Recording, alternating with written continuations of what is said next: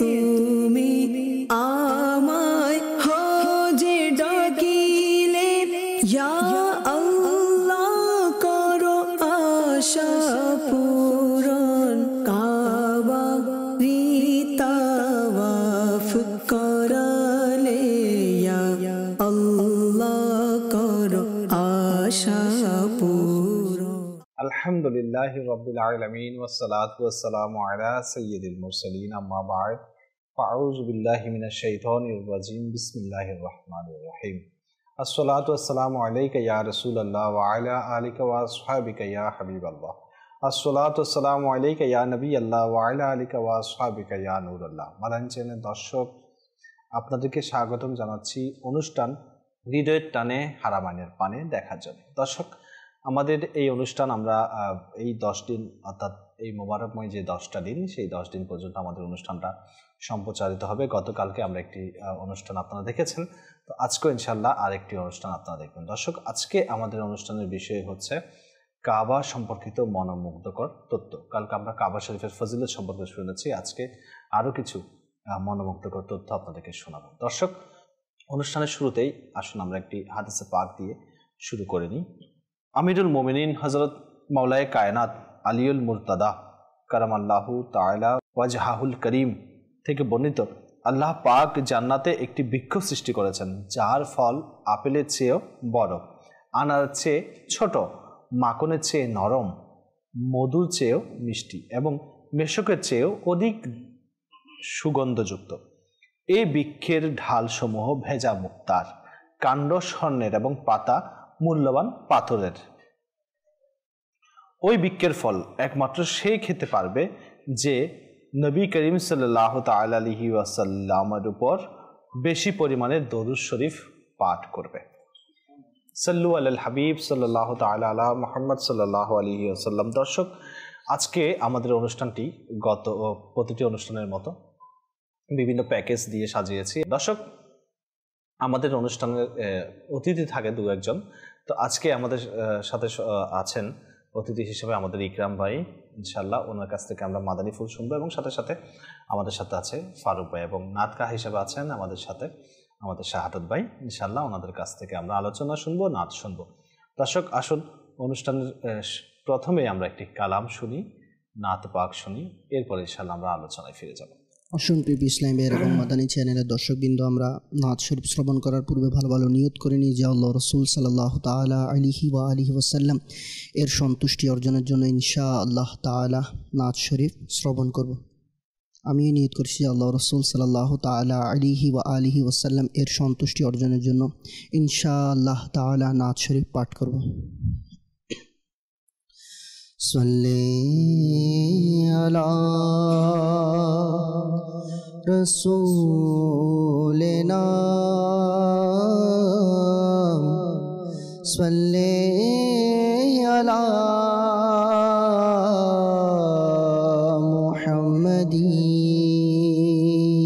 মুহাম্মাদিন সাল্লি আলা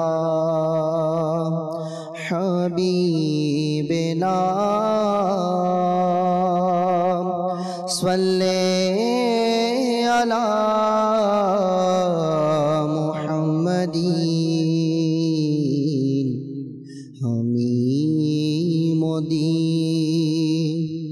মদিনাতে যাব,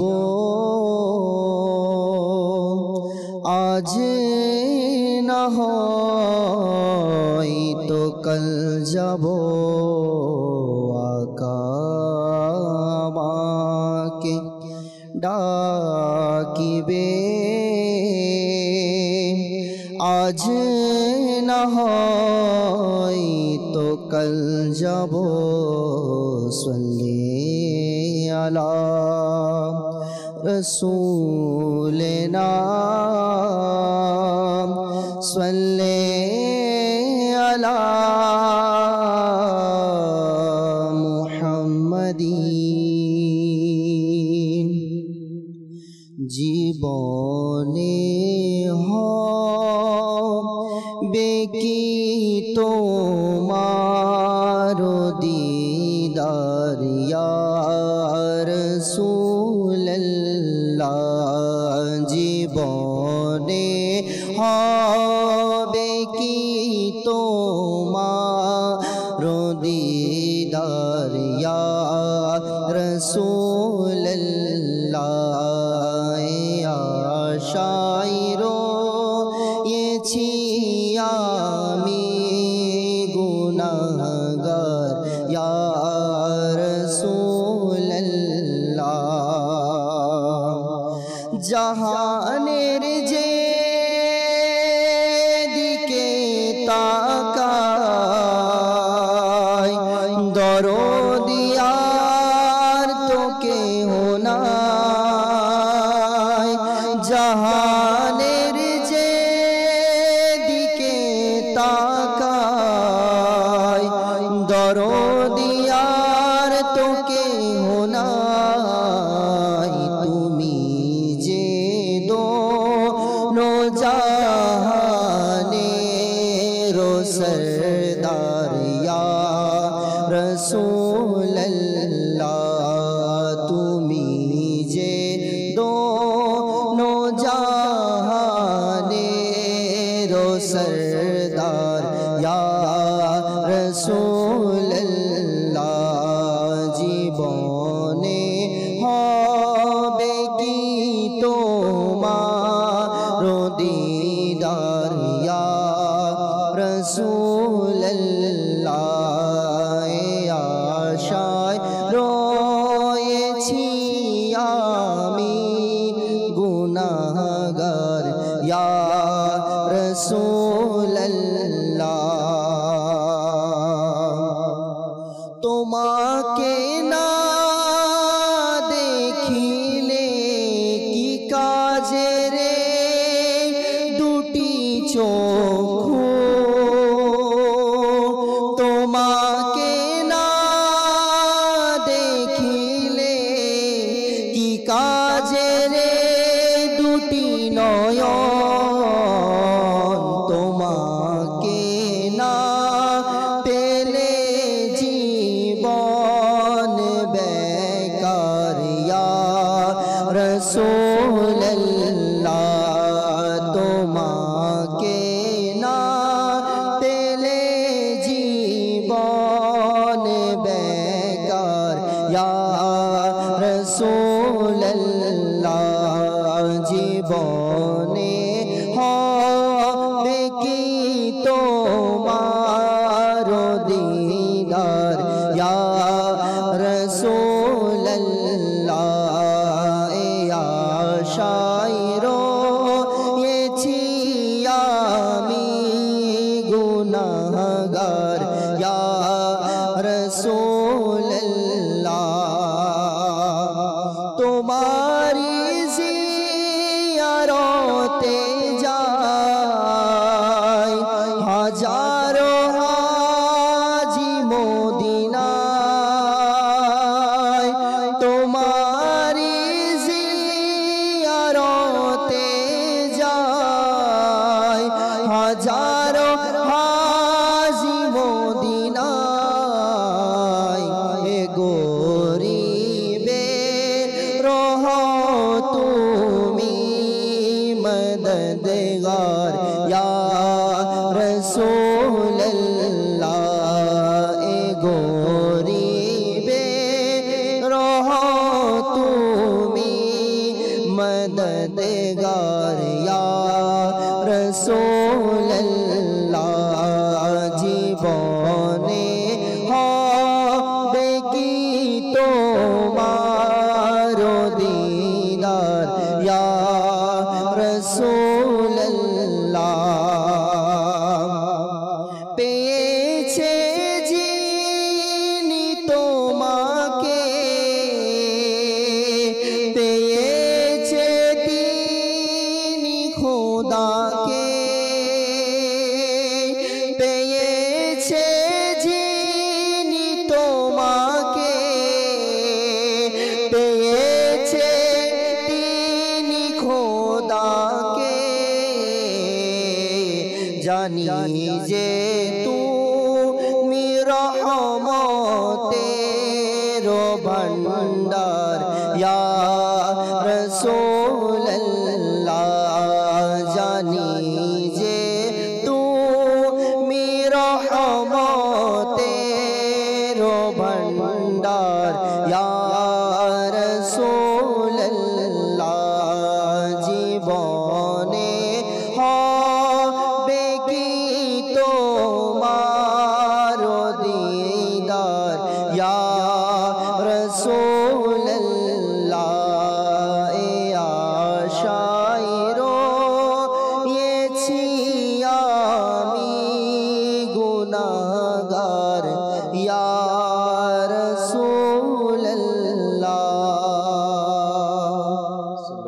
হাবিব সাল্লাল্লাহু তাআলা আলা মুহাম্মদ সাল্লাল্লাহু আলাইহি ওয়াসাল্লাম। দর্শক, আজকে যে আমাদের অনুষ্ঠান হৃদয়ের টানে হারামাইনের পানে, এই অনুষ্ঠানের বিষয় আপনারা ইতিমধ্যে জেনেছেন। আজকে আমাদের অনুষ্ঠানের বিষয় হচ্ছে কাবা সম্পর্কিত মনোমুগ্ধকর কিছু তথ্যাবলী। দর্শক, কাবা শরীফ এমন একটি ঘর, এমন একটি স্থান যেটার আলোচনা বিভিন্ন কিতাবে বর্ণিত হয়েছে, কোরআনে পাকে বর্ণিত হয়েছে, আল্লাহ রাসূল সাল্লাল্লাহু আলাইহি ওয়াসাল্লাম বর্ণনা করেছেন, ও বুজুর্গানে কিরাম, আউলিয়ায়ে কিরাম বর্ণনা করেছেন। তো আজকে আমরা আমাদের সেই বর্ণনাগুলো আমাদের মুবাল্লিগণ থেকে শুনবো ইনশাআল্লাহ। প্রথমেই আমি আমাদের ইকরাম ভাইয়ের কাছ থেকে ইনশাআল্লাহ কাবা শরীফের ফজিলত সম্পর্কে, কাবা শরীফ সম্পর্কে ইনশাআল্লাহ জানবো। জি, আলহামদুলিল্লাহি রাব্বিল আলামিন ওয়াসসালাতু ওয়াসসালামু আলা সাইয়্যিদিল মুরসালিন, আম্মা বা'দ, ফাআউযু বিল্লাহি মিনাশ শাইতানির রাজিম, বিসমিল্লাহির রহমানির রহিম। কাবা শরীফটা এমন একটা ঘর, যে ঘরের মধ্যে, যে ঘরকে কেন্দ্র করে বিশ্বের সমস্ত আশিকানে রসুল, সমস্ত মুসলমান সেখানে জমা হয় এবং আল্লাহ পাকের দয়া পাওয়ার জন্য চেষ্টা করে থাকে। এবং এটা এমন একটা ঘর, যে ঘর প্রথমেই দেখার সাথে সাথে, খানায়ে কাবা প্রথম দেখার সাথে সাথে যে দোয়া করা হয়, আল্লাহ পাক ওই দোয়া কবুল করে থাকেন। আচ্ছা, মাশাআল্লাহ। এবং এগুলো হচ্ছে শাইরুল্লাহ, আল্লাহ পাকের নিদর্শনাবলীর মধ্যে একটি। জন্য আল্লাহ পাক পবিত্র কুরআনুল কারীম ফুরকানুল হামিদের প্রথম পারা সূরা বাকারার 125 নং আয়াত আল্লাহ পাক ইরশাদ করেন, ওয়াইদ জাআলনাল বাইতা মাসাবাতান লিন-নাসি ওয়া আমনা। কাজল ঈমান থেকে অনুবাদ। আর স্মরণ করুন, আমি যখন ওই ঘরকে মানব জাতির জন্য আশ্রয়স্থল ও নিরাপদ স্থান করেছি। তাহলে এর আয়াতের ব্যাখ্যায় সদরুল আফাজিল আল্লামা মাওলানা সৈয়দ মুহাম্মদ নাইমুদ্দিন মুরাদাবাদী রহমতুল্লাহ তাআলা আলাইহি খাজাইনুল ইরফানের মধ্যে এভাবে উল্লেখ করেন যে এই আয়াতের মধ্যে বাইতুম দ্বারা হচ্ছে ঘর, সেটা কোন ঘর? হচ্ছে খানায়ে কাবা। আচ্ছা। আর এই আয়াতের মধ্যে আমান মানে নিরাপত্তা, সুতরাং যারা খানায়ে কাবায় যারা মেহমান হবে তারা নিরাপদ থাকবে। আচ্ছা। এবং এই খানায়ে কাবাটা এমন একটা ঘর যেখানে কোনো ধরনের হিংসা, বিদ্বেষ, মারামারি, হানাহানি থেকে মানুষ দূরে থাকে। এক কথা যদি বলে দিই, তাহলে বাঘ এবং নেকড়ে পর্যন্ত এই খানায়ে কাবার পাশে শিকার করা থেকে বিরত থাকে। আচ্ছা। তার মানে বোঝা যাচ্ছে নেকড়ে, বাঘ রয়েছে, এরা অন্য পশু যারা রয়েছে, ছাগল রয়েছে বা অন্যান্য প্রাণী যারা রয়েছে, ওগুলা পর্যন্ত শিকার করে না এই খানায়ে কাবার পাশে। আচ্ছা। সবগুলা নিরাপদ থাকেন এবং একে অপরের প্রতি মহাব্বত বৃদ্ধি এবং সৌহার্দ্যপূর্ণ, ভালোবাসাপূর্ণ আচরণ করে থাকেন। এক। দ্বিতীয়ত হচ্ছে, যেটা প্রথম বলেছিলাম, যে খানায়ে কাবা দেখার সাথে সাথে যে দোয়া করা হয়, এই দোয়া কবুল করা হয়। আমার ইমাম আজম উসুলুল ফিকহ, সিরাজুল উম্মাহ, কাশফুল গুম্মাহ, ইমাম আবু হানিফা রাহমাতুল্লাহ তাআলা আলাইহি, তিনি যখন খানায়ে কাবা যখন গিয়েছিলেন হজ করার উদ্দেশ্যে, তখন তিনি এই জিনিসটি তিনি জানেন যে খানায়ে কাবা দেখে যে প্রথম যে দোয়া করা হয় সেটা কবুল করবেন। এখন কোন দোয়া করবেন? সময় প্রথম তো দৃষ্টি, দ্বিতীয়ত এমন একটা দোয়া যেটা এক কথার মধ্যে সবগুলোকে নিয়ে আসবে। তিনি এভাবে বলেছেন যে আল্লাহ পাকের দরবারে এই জিনিসটা চাওয়া দরকার। তো তিনি আল্লাহ পাকের দরবারে সর্বপ্রথম খানায়ে কাবা দেখে আল্লাহ পাকের দরবারে এই জিনিসটা চেয়েছেন, আল্লাহ আমাকে মুস্তাজাবুদ দাওয়াত বানিয়ে দাও। আচ্ছা, মাশাআল্লাহ। এই একটি কথার মধ্যে সব কিছু চলে এসেছে। মুস্তাজাবুদ দাওয়াত মানে তিনি যা দোয়া করবেন আল্লাহ পাক তা কবুল করে নেবেন। আচ্ছা, মাশাআল্লাহ। তাহলে আপু এ থেকে বোঝা যায় ইমাম আজম আবু হানিফা রাহমাতুল্লাহ তাআলা আলাইহির জ্ঞানের গভীরতা কতটুকু। আর খানায়ে কাবা এটা এমন একটা আল্লাহ পাকের নিদর্শনা বলি, যেখানে যা দোয়া করেন আল্লাহ তা কবুল করেন। যেন ইমাম আজম আবু হানিফা রাহমাতুল্লাহ তাআলা আলাইহি এমন নিয়ামত প্রাপ্ত হয়েছেন, শেষবার যখন খানায়ে কাবার ভিতরে যখন নামাজ আদায় করেছিলেন, নামাজ আদায় করে তিনি আল্লাহ পাকের দরবারে হাত তুলে দোয়া করেছেন, আইবার ইলাহি, আমি ইমাম আজম তোমাকে চেনার মতো চিনতে পারি নাই, তোমাকে জানার মতো জানতে পারি নাই, তুমি আমাকে, ইমাম আজমকে, তুমি আবু হানিফাকে ক্ষমা করে দাও। এভাবে যখন তিনি কান্না করছিলেন, তখন আল্লাহ পাকের পক্ষ থেকে ইলহাম হলো, হে ইমাম আজম আবু হানিফা, তুমি আমি আল্লাহকে যেভাবে চেনা দরকার তুমি সেভাবে চিনেছ। আচ্ছা।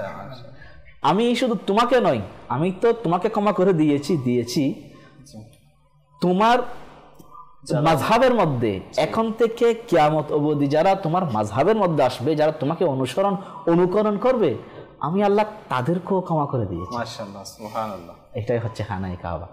আচ্ছা।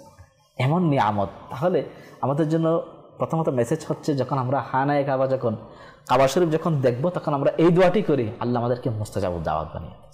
এক। দ্বিতীয়ত খানায়ে কাবার এখানে আমার আমির আহলে সুন্নাত আল্লামা ইলিয়াস আত্তার কাদেরী রাজাভি জাইদ আহমদ নকতমা আলিয়া রফিকুল হারামানের মধ্যে অনেক সুন্দর সুন্দর মাদানী ফুল সেখানে এনেছেন, অনেক কোরআন সুন্নাত বয়ান সেখানে যুক্ত করেছেন যে খানায়ে কাবা যখন তাওয়াফ করবে তখন কীভাবে তাওয়াফ করা উচিত। সেখানে তো হাজার আসওয়াদ পাথরও রয়েছে, যে হাজার আসওয়াদ পাথরকে চুমু দেওয়ার জন্য অনেক আশিক রসুল বীর জমায়।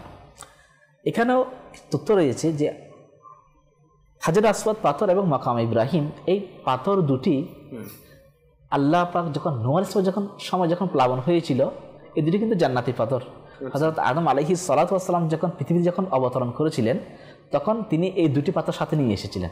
আচ্ছা, তখন আল্লাহ পাক নূহ আলাইহিস সালামের জামানায় বন্যা যখন শুরু হয়েছে তখন বন্যার প্লাবিত না হওয়ার জন্য এই পাথর দুটিকে তিনি সাফা এবং মারওয়া পাহাড়ের মধ্যখানে নিয়ে গিয়ে এখানে ফুতে রেখেছিলেন, সংরক্ষণ করে রেখেছিলেন। যখন খানায়ে কাবা যখন তৈরি করার জন্য আল্লাহ পাকের পক্ষ থেকে নির্দেশ দেওয়া হলো, তখন হযরত ইব্রাহিম আলাইহিস সালাতু ওয়াস সালাম হযরত ইসমাঈল আলাইহিস সালাতু ওয়াস সালামকে বলল যে ইসমাঈল যাও দুইটা পাথর নিয়ে আসো, একটা পাথর দেখো নিয়ে আসো একটা, যেটার উপর তিনি দাঁড়িয়ে ওই খানায়ে কাবার পাথরের গাঁথনিগুলো দিবেন। আচ্ছা, এখন বৎসরে হযরত সৈয়দনা জিবরাইল আলাইহিস সালাতু ওয়াস সালাম চলে আসলেন, তিনি আগমন করলেন। তখন বলছেন ইসমাঈল কই যাচ্ছ? তখন বলা যাচ্ছে আমাকে আব্বাজান বলেছেন পাথর আনার জন্য, পাথরের জন্য যাচ্ছে। তখন জিবরাইল ইসলাম বলল যে আমার নিকট দুটি পাথর আছে, এগুলো নিবে, আসো দেখাই এগুলো। তখন তিনি ওই সাফা মারওয়া পাহাড়ে গিয়ে পাথরগুলো এখান থেকে বের করলেন, উত্তোলন করে বললেন এই দুইটা পাথর, এগুলো জান্নাতি পাথর, এগুলো হযরত নূহ আলাইহিস সালাতু ওয়াস সালামের সেই মহাপ্লাবনের সময় এগুলোকে সংরক্ষণ করা হয়েছে, এই দুটি পাথর নিয়ে যান। তখন এই দুটি পাথর নিয়ে আসলেন। তখন মাকাম ইব্রাহিম যে পাথর, ওই পাথরের উপর দাঁড়িয়ে হযরত ইব্রাহিম আলাইহিস সালাতু ওয়াস সালাম খানায়ে কাবার গাঁথনি দিয়েছিলেন। আচ্ছা, আর যে হাজার আসওয়াদ যে পাথর রয়েছে সেটাকে খানায়ে কাবার কর্নারের মধ্যে এটাকে সেট করে দেওয়া হয়েছে।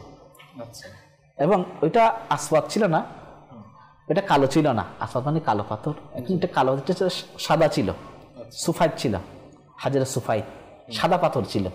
তো এটা সম্পর্কে বলতে গিয়ে বিভিন্ন মুফাসসিরিন কিরাম মুহাদ্দিসিন কিরাম এভাবে বর্ণনা করেন যে হাজার আসওয়াদ এমন একটা পাথর, এটাকে যারা চুমু দিবে ওই পাথর তাদের গুনাহগুলোকে চুষে নেবে।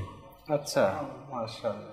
এবং এই পাথরটা কাল কিয়ামতের ময়দানে, এই পাথরটা কাল কিয়ামতের ময়দানে যে সমস্ত আশেকানে রাসূলগণ যারা চুমু দিয়েছেন তাদের পক্ষে সাক্ষ্য দিবেন খানায়ে কাবা। এটা তো গেল হাজার আসওয়াদের কথা, হাজার আসওয়াদ সাক্ষ্য দিবেন তাদের পক্ষে।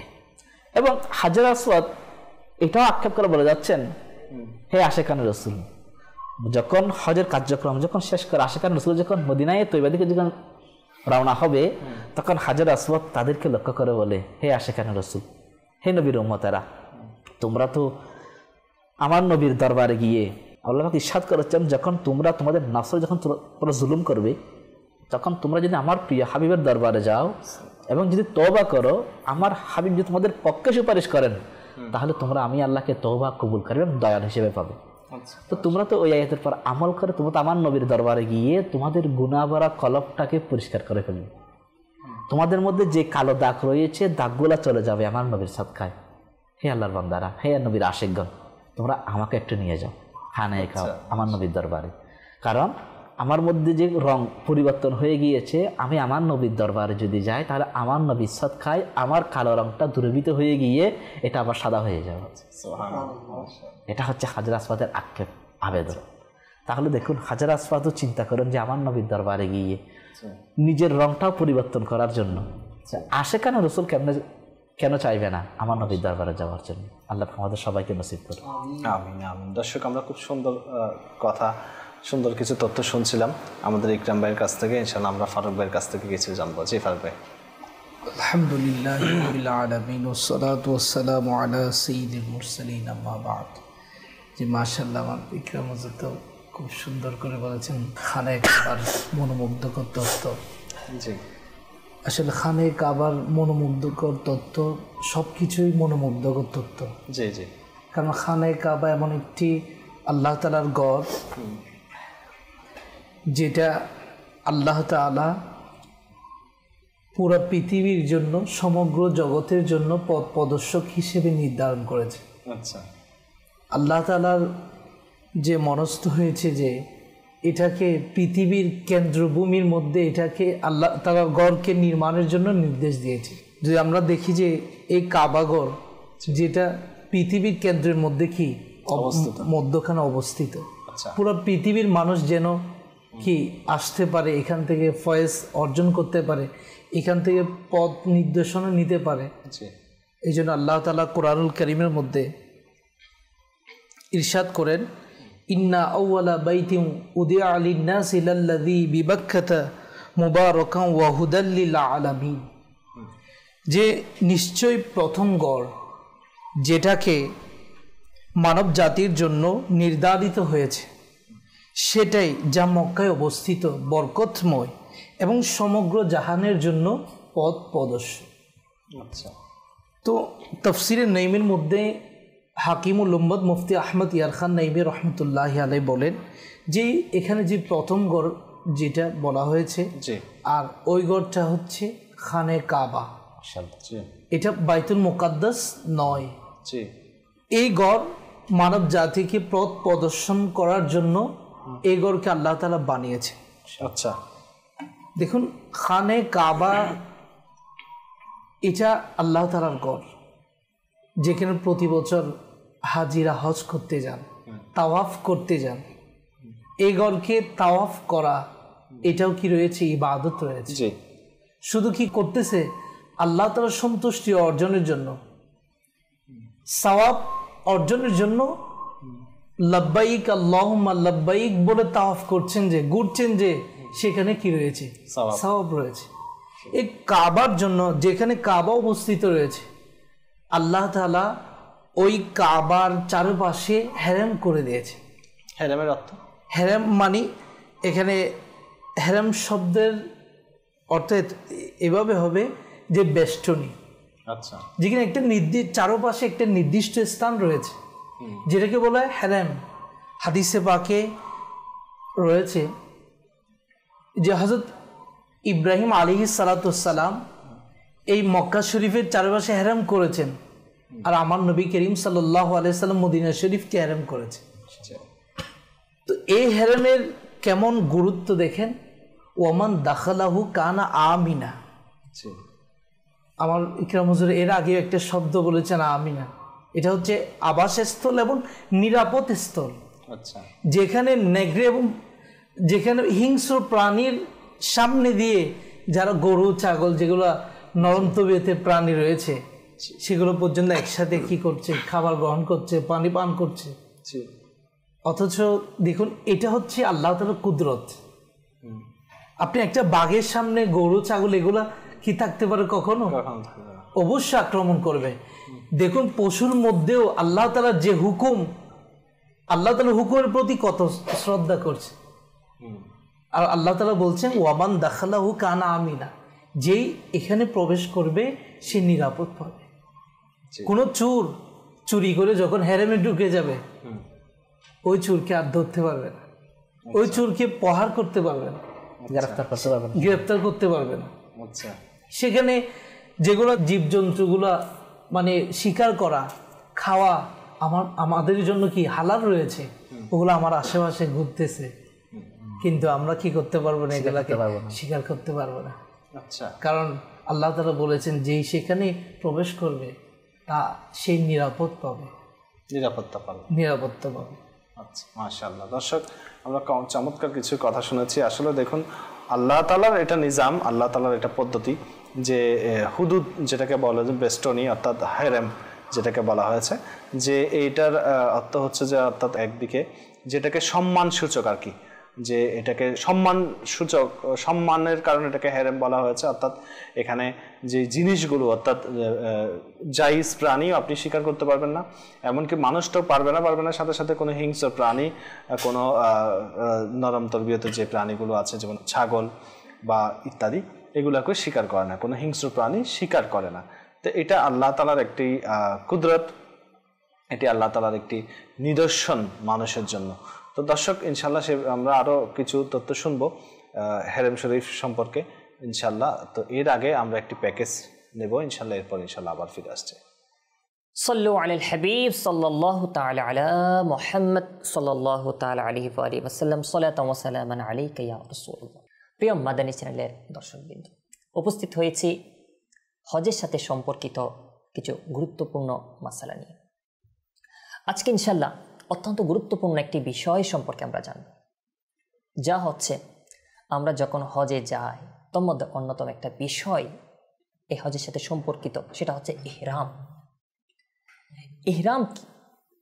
যখন হজ কিংবা উমরা অথবা একসঙ্গে উভয়ের নিয়ত করে তালবিয়া পাঠ করা হয়, অর্থাৎ হজের উমরার একই সাথে হোক অথবা আলাদা আলাদা হোক, যে যখন এটা নিয়ত করে তালবিয়া পাঠ করা হয় তখন কিছু হালাল বস্তু হারাম হয়ে যায়, আর এটাকে ইহরাম বলে। আর রূপকভাবে ওই সেলাইবিহীন চাদরসমূহকেও ইহরাম বলা হয়, যেগুলো ইহরামকারী ব্যবহার করে থাকে। আর ইহরামের শাব্দিক অর্থ কি? ইহরামের শাব্দিক অর্থ হচ্ছে হারাম করা। কেননা ইহরাম পরিধানকারীর উপর অনেক হালাল জিনিসও হারাম হয়ে যায়। ইহরাম পরিধানকারী ইসলামী ভাইকে, কোনো মুসলমান ব্যক্তিকে মুহরিম বলে, আর ইসলামী বোন যারা মহিলা রয়েছে তাদেরকে মুহরিমা বলে, যারা ইহরাম অবস্থায় রয়েছে, ইহরাম পড়েছে। আচ্ছা, এখন আসুন ইহরাম বাঁধার পদ্ধতি সম্পর্কে কিছু শ্রবণ করি। ইহরাম বাঁধার পদ্ধতি সম্পর্কে বলা হচ্ছে, হজ কিংবা উমরা উভয়ের ইহরাম বাঁধার পদ্ধতি একই, তবে হজের নিয়ত, উমরার নিয়ত এগুলো যেহেতু আলাদা আলাদা, নিয়ত আলাদা, কিন্তু ইহরাম বাঁধার পদ্ধতি একই।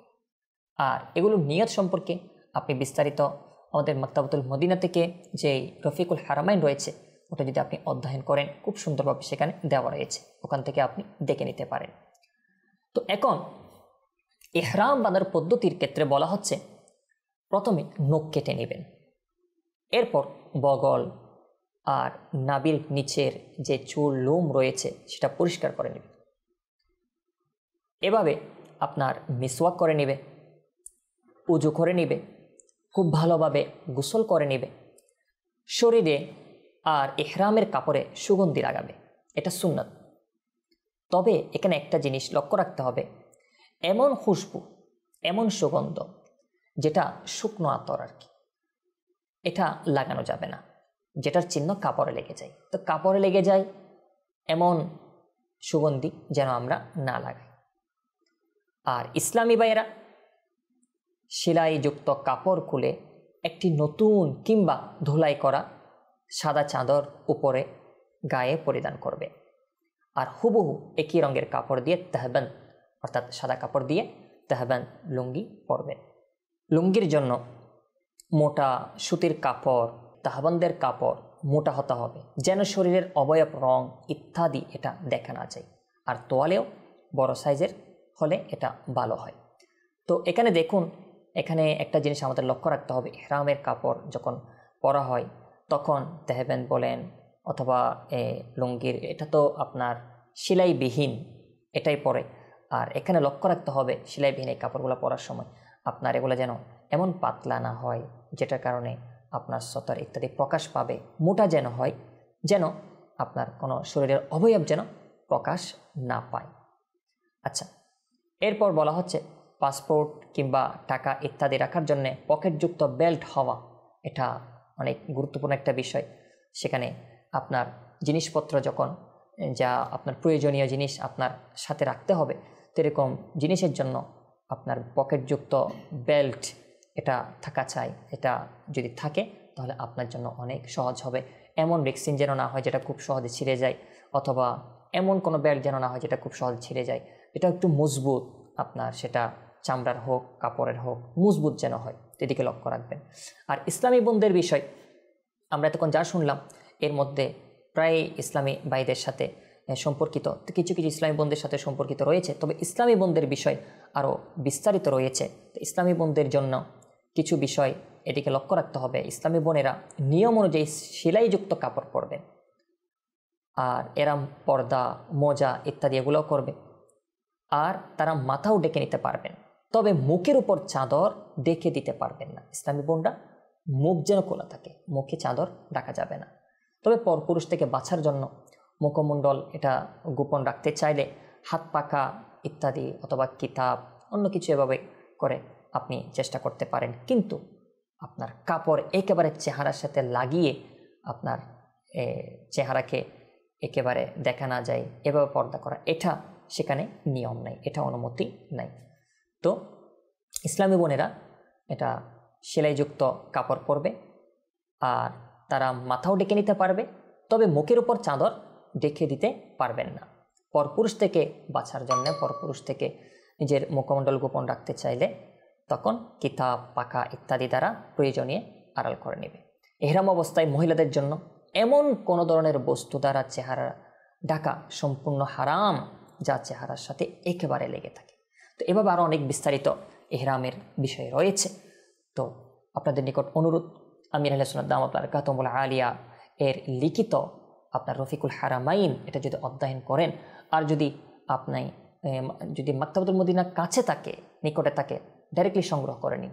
যদি নিকটে না থাকে, দূরে থাকে, অনেক কষ্ট হচ্ছে, তাহলে www.dawatislami.net থেকেও আপনি রফিকুল হারামাইন আপনি ডাউনলোড করে এটা অধ্যয়ন করতে পারেন। আল্লাহ পাক রব্বুল আলামিন আমাদেরকে ইহরাম থেকে শুরু করে প্রত্যেকটি বিষয় হজের সাথে সম্পর্কিত উত্তমভাবে শিখে তা আদায় করে আল্লাহ তাআলার সন্তুষ্টি অর্জন করার, মক্কা মদিনা জিয়ারত করার, উত্তমভাবে হজ করার সেই তৌফিক আমাদেরকে দান করুক। আমিন বিজাহিন নবিল আমিন সাল্লাল্লাহু তাআলা আলাইহি ওয়া সাল্লাম। সাল্লু আলাল হাবিব সাল্লাল্লাহু তাআলা আলা মুহাম্মদ সাল্লাল্লাহু আলাইহি ওয়াসাল্লাম। মাশাআল্লাহ দর্শক, খুব চমৎকার মাদানী ফুল আমরা শুনেছি প্যাকেজের মাধ্যমে আমাদের আরফাত মাদানীর কাছ থেকে। দর্শক, আসলে ইহরাম বাঁধার বিষয়ে আমরা গত পর্বে দেখিয়েছি, আজকে এটার বিষয়ে আমরা ডিটেলস কিছু মাদানী ফুল আমরা শুনেছি। দর্শক, আসুন আমরা আমাদের যে আলোচনা আজকে কাবা শরীফ সম্পর্কে ইনশাআল্লাহ আমরা সেই আলোচনায় ফিরে যাই। জি বাবা। খানায়ে কাবা এটা এমন একটা ঘর যেটার সংরক্ষণের দায়িত্ব আল্লাহ পাকের কুদরতের হাতে। আচ্ছা, এটা আল্লাহ পাক স্বয়ং নিজেই এটাকে সংরক্ষণ করবেন। যেভাবে আমরা দেখি যে সূরা ফিল যে নাজিল হয়েছিল, যে বাদশাহ হস্তি বাহিনী নিয়ে খানায়ে কাবা আক্রমণ করার জন্য চেয়েছিল, এবং তিনি খাজা আব্দুল মুত্তালিবকে ডেকে নিয়ে গিয়ে তার হাতিকেও দেখালেন যে মাহমুদ হাতিকে রেখেছেন যে এটা দিয়ে খানায়ে কাবা আক্রমণ করব। তখন তিনি বলেছিলেন যে খানায়ে কাবাকে কীভাবে রক্ষা করবে। তখন তিনি বলেছিলেন ঘরের মালিক যিনি রক্ষা করবেন তিনি। আচ্ছা, তখন তিনি তার আশপাশে যারা রয়েছেন তাদের সবাইকে নিয়ে গিয়ে তিনি পাহাড়ের মধ্যে তিনি আশ্রয় নিয়েছিলেন এবং খানায়ে কাবা দিকে তাকিয়েছিলেন, আল্লাহ তোমাদেরকে তুমি হিফাজত করবে, রক্ষা করবে এইভাবে। তখন আল্লাহ পাকের কুদরতের নিদর্শনাবলী এমন ছিল, যখন খানায়ে কাবাকে আক্রমণ করার জন্য যখন আসলো, তখন আল্লাহ পাক আলম তারা কাইফা ফাআলা রাব্বুকা বিআসহাবিল ফিল, আপনি কি দেখেননি যে আপনার রব ওই হস্তিমার সাথে কি ধরনের আচরণ করেছে? তিনি কি তাদের চক্রান্তগুলোকে ব্যর্থ করে দেননি?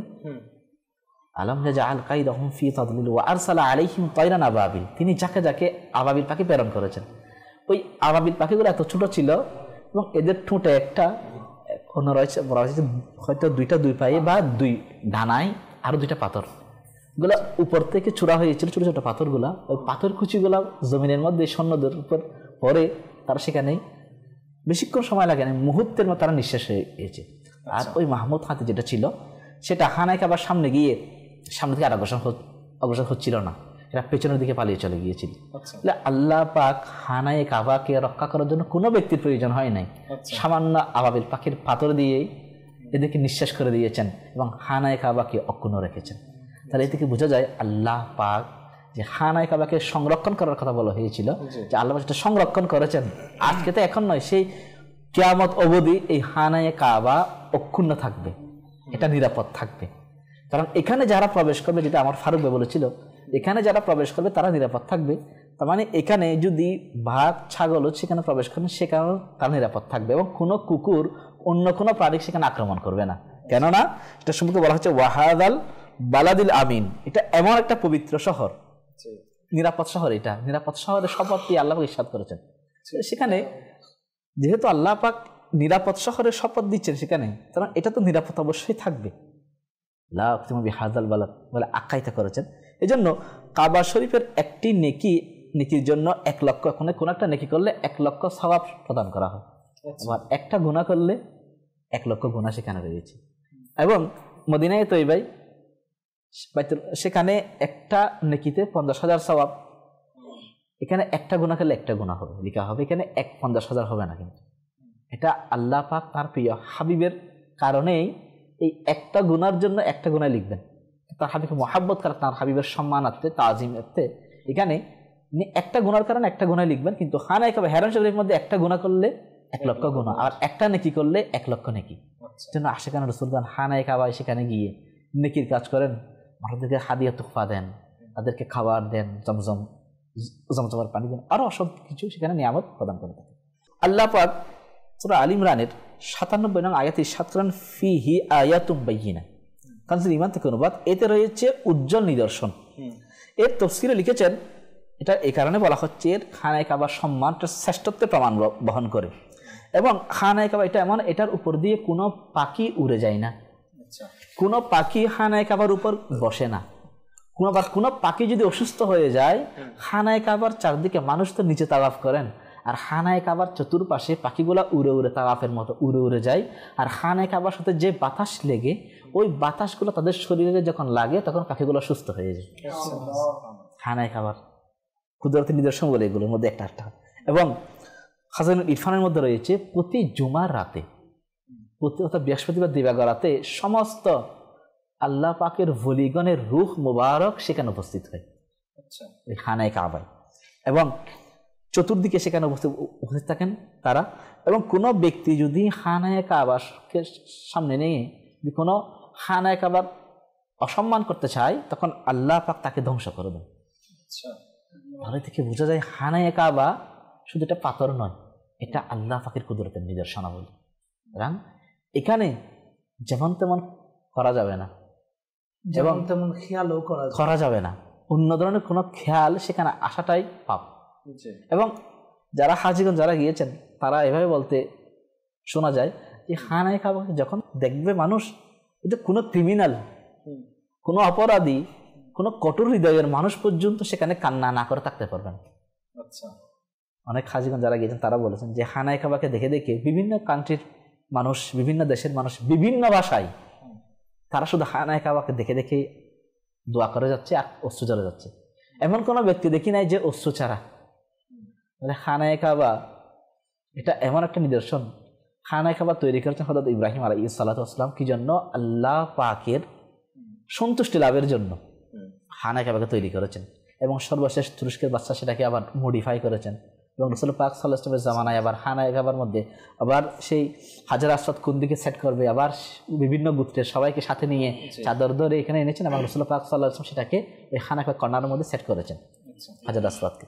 তাহলে এদিকে বোঝা যায় খানায়ে কাবার সম্মান এমন যে খানায়ে কাবা নির্মাণ করেছেন আম্বিয়া কিরামগণ, এবং যারা নির্মাণ করেছেন তাদের উদ্দেশ্য ছিল আল্লাহর সন্তুষ্টি। সেজন্য তিনি খলিলুল্লাহ, আল্লাহ পাকের বন্ধু। খলিলুল্লাহ চায় আল্লাহর সন্তুষ্টি, আর আল্লাহ চায় হাবিবুল্লাহ, তার হাবিবের সন্তুষ্টি। জন্য একজন খলিলুল্লাহ আর একজন হাবিবুল্লাহ। খলিল চাইবে আল্লাহকে রাজি করার জন্য, আর হাবিবুল্লাহ আল্লাহর হাবিব যিনি তাকে সন্তুষ্ট করার জন্য রব তাআলাই চায়। হাবির জন্য যখন রাসূল পাক সাল্লাল্লাহু আলাইহি ওয়াসাল্লাম যখন বাইতুল মুকাদ্দাস থেকে যখন নামাজ আদায় করছিলেন, 17 মাস নামাজ আদায় করেছিলেন এদিকে, তখন শুধুমাত্র নামাজের সময় এক রাকাতের মধ্যে জোহরের নামাজ ছিল, তখন 2 রাকাত আদায় হয়েছে, বাকি 2 রাকাত ছিল। ওই সময় শুধুমাত্র কাদ নারা তাকাল্লুবা ওয়াজহিকা ফিস সামাই ফালা নুওয়াল্লিয়ান্নাকা কিবলাতান তারদাহা, যখন শুধুমাত্র রাসূল পাক সাল্লাল্লাহু আলাইহি ওয়াসাল্লামের দৃষ্টিটা শুধুমাত্র একটু আসমানের দিকে ছিল, এবং মনোবাসনা এটা ছিল যদি একটু খানায়ে কাবা থেকে একটু নামাজ আদায় করতে পারতাম। ইচ্ছাটা শুধু মনে মনে এসেছিল। তখন আল্লাহ এই আয়াত নাযিল করেছেন যে হাবিব আপনি এখনই ফিরে যান, আপনি নামাজ শেষ করে পরবর্তীতে ফিরবেন তখন নয়, আপনি এই মুহূর্তে নামাজের মধ্যে আপনি ফিরে যান, কেননা আপনি তো হাবিব, আপনার সন্তুষ্টি হচ্ছে আমার সন্তুষ্টি। তখন হুজুরপুর নূর সাল্লাল্লাহু আলাইহি ওয়াসাল্লাম ওইখানে ওই অবস্থায় খানায়ে কাবা বাইতুল মুকাদ্দাস থেকে খানায়ে কাবার দিকে তিনি ফিরে গেলেন, এবং ওইদিকে বাকি নামাজ আদায় করেছিলেন। তাহলে এখান থেকে একটি মাদানী ফুল হচ্ছে এইটা, আপনারা যদি নামাজের মধ্যে যদি ফিরে যাই নামাজ হবে না, ভঙ্গ হয়ে যাবে। কিন্তু রাসূল পাক সাল্লাল্লাহু আলাইহি ওয়াসাল্লাম নামাজের মধ্যে ফিরে গিয়েছিলেন, কিন্তু এখানে না নবীর নামাজ ছুটে গিয়েছে না সাহাবায়ে নামাজ ছুটে গিয়েছে, কারণ নামাজ ছুটে যায় না। কিন্তু সাহাবায়ে কেরাম যদি এমনি ফিরে যেত তার নামাজ ছুটে যেত, কি জন্য? তাদের নামাজ ছুটে নেই জন্য মুস্তাফার সাথে লাগার কারণে। আমার প্রিয় নবীর পেছনে নামাজ আদায় করার কারণে আল্লাহ পাক এমন নিয়ামত দান করেছেন, ওই অবস্থায় ফিরে গেলে কারণ নামাজ ছুটে যায় না, সবার নামাজ আল্লাহ কবুল করেছেন। এবং দ্বিতীয়ত আরেকটি মাদানিফুল হচ্ছে রাসূল পাক সাল্লাল্লাহু আলাইহি ওয়াসাল্লাম এর ঘুম যদি তন্দ্রাজবাব আসে ওযু ভেঙে যায় না, কিন্তু আমরা যদি ঘুমিয়ে পড়ি তাহলে আমাদের ওযু ভেঙে যায়। তাহলে এখান থেকে বোঝা যায় যেখানে ওযুর ক্ষেত্রে নবীর পার্থক্য, নবীর সাথে আমাদের পার্থক্য, সেখানে বডির সাথে কোর্সকে আমরা মিলাব।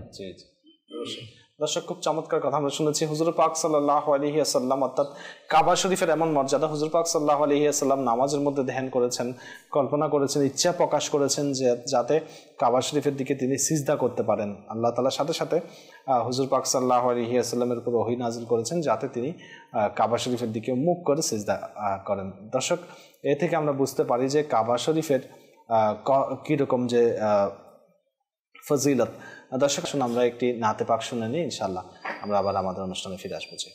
মন আমার পেতে ছায়া তোমার দিদার, মন আমার পেতে ছায়া তোমার দিদার, প্রিয় নবী করো পূরণ আশা আমার, পূরণ আশা আমার, মন আমার পেতে ছায়া তোমার দিদার, মন আমার পেতে ছায়া তোমার দিদার, প্রিয় নবী করো পূরণ আশা আমার, পূরণ আশা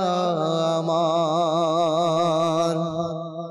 পূর্ণিমার রজনী আর নুরানি বাহার, প্রিয় নবী আমায় দাও না তোমার দিদার, আকা তোমার দিদার, মন আমার পেতে ছায়া তোমার দিদার, মন আমার পেতে ছায়া তোমার দিদার, প্রিয় নবী করো পূরণ আশা আমার, পূরণ আশা আমার।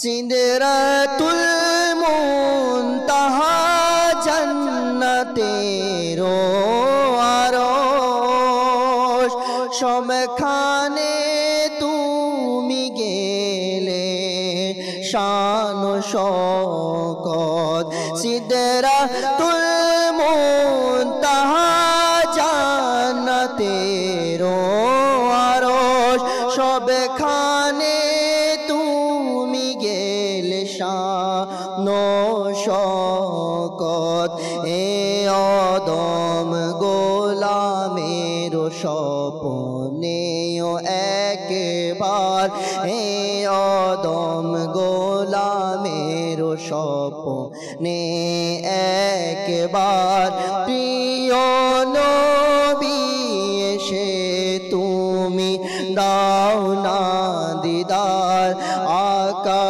দাও না দিদার, মন আমার পেতে ছায়া তোমার দিদার, মন আমার পেতে ছায়া তোমার দিদার, প্রিয় নবী করো পূরণ আশা আমার, পূরণ আশা আমার।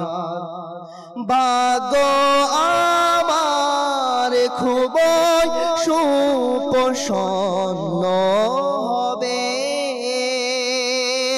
থাকবে ছবি তোমার সদা এ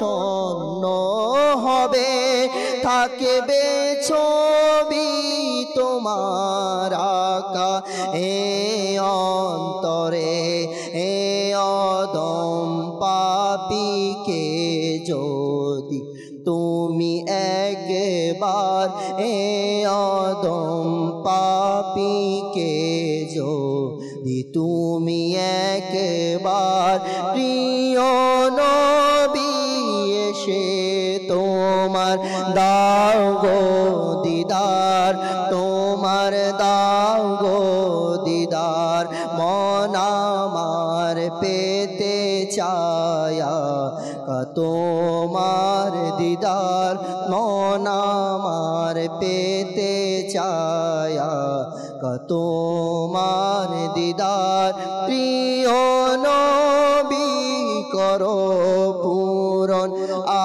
আশা আমার, পূরণ আশা আমার।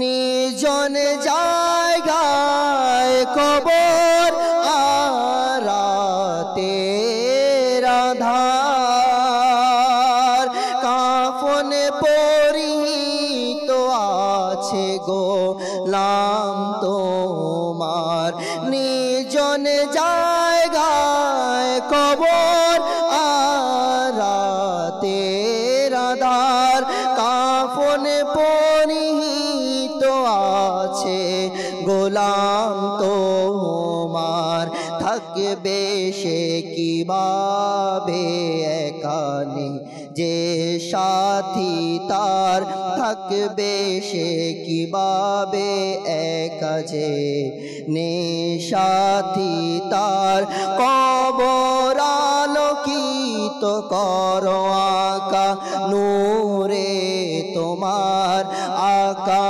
নূরে তোমার, মন আমার পেতে চায়া তোমার দিদার, মন আমার পেতে চায়া তোমার দিদার, প্রিয় নবী করো পূরণ আশা আমার, পূরণ আশা আমার।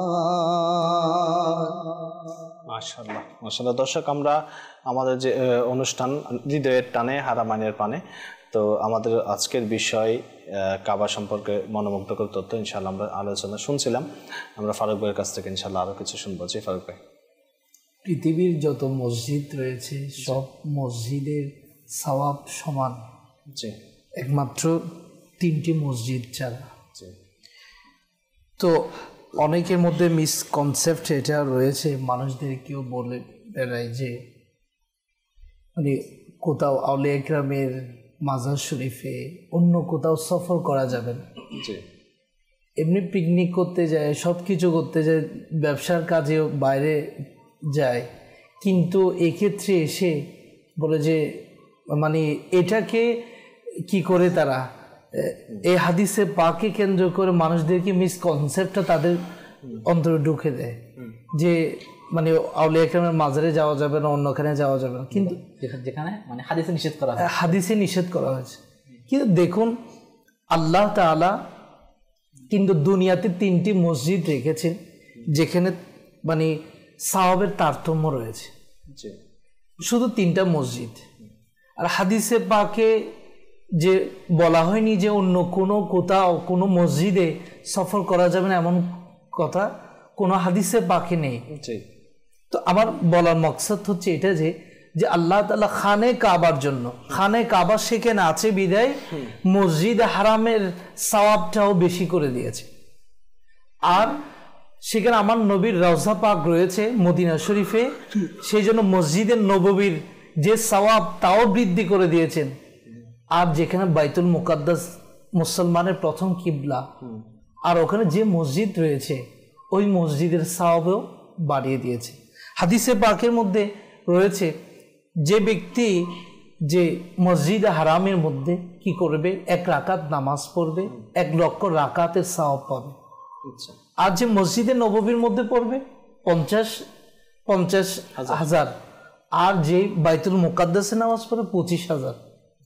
তো দেখুন হাদিসে পাকে কি বলা হয়েছে, নবী পাক সাল্লাল্লাহু আলাইহি ওয়াসাল্লাম ইরশাদ করেন, قال لا تشد الرحال إلا إلى ثلاثة مساجد المسجد الحرام والمسجد الرسول والمسجد هذا ومسجد الأقصى। যে তোমরা কি করো না, মানে সওয়াবের নিয়তে, মানে সওয়াবের তারতম্য আছে। আমি যদি চট্টগ্রাম বলেন, যদি ঢাকা যে বাইতুল মোকাররমে নামাজ পড়লে যে এখানে জমায়েতও বেশি, সওয়াবও বেশি, এমনটা মনে করে কেউ যদি কি করে সফর করে, সেটাকে নিষেধ করেছে। এমনি যদি বলে আমার মসজিদ তো আমি পড়ি, আমি আজকে কোথায় পড়ব, যে বাইতুল মোকাররমে নামাজ পড়ব, এই মসজিদকে আমি সাক্ষী রাখবো, এরকম যদি নিয়ত থাকে, সওয়াব বেশি এমন নিয়ত না থাকে, তাহলে ওই সফরকে নিষেধ করে নি হাদিসে পাকে।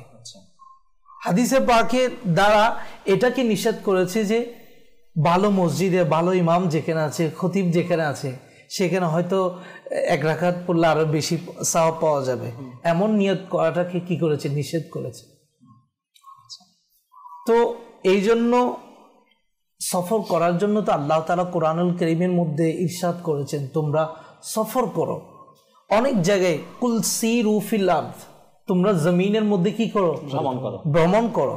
তাহলে ভ্রমণের মাধ্যমে তোমার অভিজ্ঞতা বাড়বে, তুমি অনেক কিছু শিখতে পারবে। এমনও রয়েছে যারা অস্বীকারী রয়েছে, তাদের কি পরিণতি হয়েছে, তোমরা সফর করে সেখানে যাও, তাহলে আল্লাহ তাআলা কুদরতও দেখতে পাবে, এবং যারা অবাধ্য ছিল তাদেরকে আল্লাহ কিভাবে নিমিষে শেষ করে দিয়েছে তাও জানতে পারবে, সেখান থেকে ইবরত, সেখান থেকে শিক্ষা অর্জন করতে পারবে।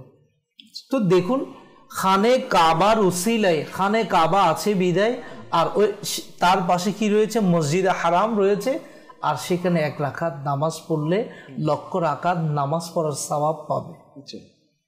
এটা হচ্ছে খানে কাবার, মানে কি বলবো, খানে কাবার জন্য আল্লাহ তাআলা মসজিদে হারামের ফজিলতকে কি করেছেন, বৃদ্ধি করেছেন। আর খানে কাবাকে আমার হুজুর বলেছেন যে মুসলমানগণ 16-17 মাস কি করেছে, বাইতুল মুকাদ্দাসের দিকে নামাজ পড়েছে।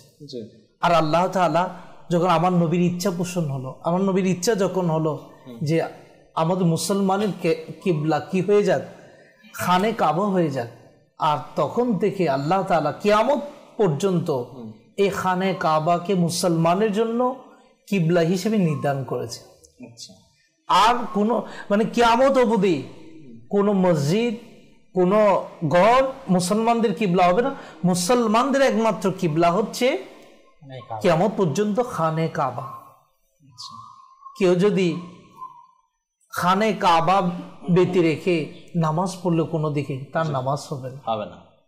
অবশ্য খানে কাবার দিকে কিবলা সত্য, কিবলা সত্য। আমরা তো আমাদের পশ্চিম দিকে কি করছি, নামাজ আদায় করছি, কারণ আমাদের পশ্চিমে কিবলা। জি, আর যারা পশ্চিমে রয়েছে তারা পূর্ব দিকে করে পড়বে। মাশাআল্লাহ, একটা মাদানী ফুল হচ্ছে এটা যে আমরা অনেকে হয়তো রয়েছে, আমরা আনফরচুনেটলি যেটা বলা হয় ভুল, আমরা এটা মনে করি যে দোয়া করার সময়ও পশ্চিম দিকে, হ্যাঁ পশ্চিম দিকে দোয়া করা। তো আল্লাহ পাক ইরশাদ করেন যে দোয়া মুখ ফিরানোর মধ্যে, পশ্চিম দিকে পূর্ব দিকে মুখ ফিরানোর মধ্যে কোনো কল্যাণ নেই। তাহলে মুখ ফিরানোর কল্যাণের উদ্দেশ্য না, দোয়ার কিবলা হচ্ছে আরশ, জি আসমান, নামাজের কিবলা হচ্ছে পশ্চিম। জি, এখন আমরা অনেকে ভুল করে বলছি না দোয়া পূর্ব দিকে দোয়া করলে দোয়া হবে, এদিকে দোয়া করলে দোয়া হবে না, আমাদেরকে পশ্চিম দিকে ফিরে যেতে হবে। এখন পশ্চিম আদব হচ্ছে যে মানে কিবলার দিকে করে কি করা, এটা সম্পর্কে দোয়া করা। আমার আলা হযরত রাহমাতুল্লাহ তাআলা আলাইহি আহসানুল বিয়ার মধ্যে খুব সুন্দর করে এটাকে ডিটেইলস বর্ণনা করেছেন। সাহাবে মাজার থাকলে মাজার থেকে কত পাশে দূরে থেকে দোয়া করতে হবে, কোন দিকে দাঁড়াতে হবে, এটা হচ্ছে আদব। আদব একটা, আদবের বিষয় একটা, মাসলা নিয়ম নীতি একটা ভিন্নতা। দর্শক, আমরা খুব সুন্দর কথা শুনেছি যে সিজদার জন্য কিবলা সত্য, আর দোয়ার জন্য কিবলা সত্য নয়। দোয়ার জন্য কিবলা হচ্ছে, অর্থাৎ সিজদার জন্য কাবা শরীফ সত্য। কিবলা মানে কাবা শরীফ। আপনি যখন সিজদা করবেন বা মুসলমান যখন সিজদা করবে তখন কাবার দিকে হয়ে, সেটা যেদিকে হোক, আমি যদি পূর্ব দিকে থাকি তাহলে পশ্চিমমুখী হয়ে, আমি যদি উত্তর দিকে থাকি তাহলে দক্ষিণমুখী হয়ে, বা আমরা যদি অর্থাৎ এখানে নয়, অর্থাৎ কাবা শরীফকে কেন্দ্র করে। কাবা শরীফ হচ্ছে পৃথিবীর মধ্যখানে অবস্থিত। আমরা পৃথিবীর যেখানে যায় না কেন কাবা শরীফের দিকে হয়ে আমাদেরকে সিজদা করতে হবে, কিন্তু দোয়া করার সময় আমরা আল্লাহ তাআলার অর্থাৎ আসমানের দিকে হাত উঠিয়ে দোয়া করব, সেটাই হচ্ছে দোয়ার আদব। দর্শক যাই হোক, আল্লাহ তাআলা আমাদেরকে বুঝার তৌফিক দান করুক।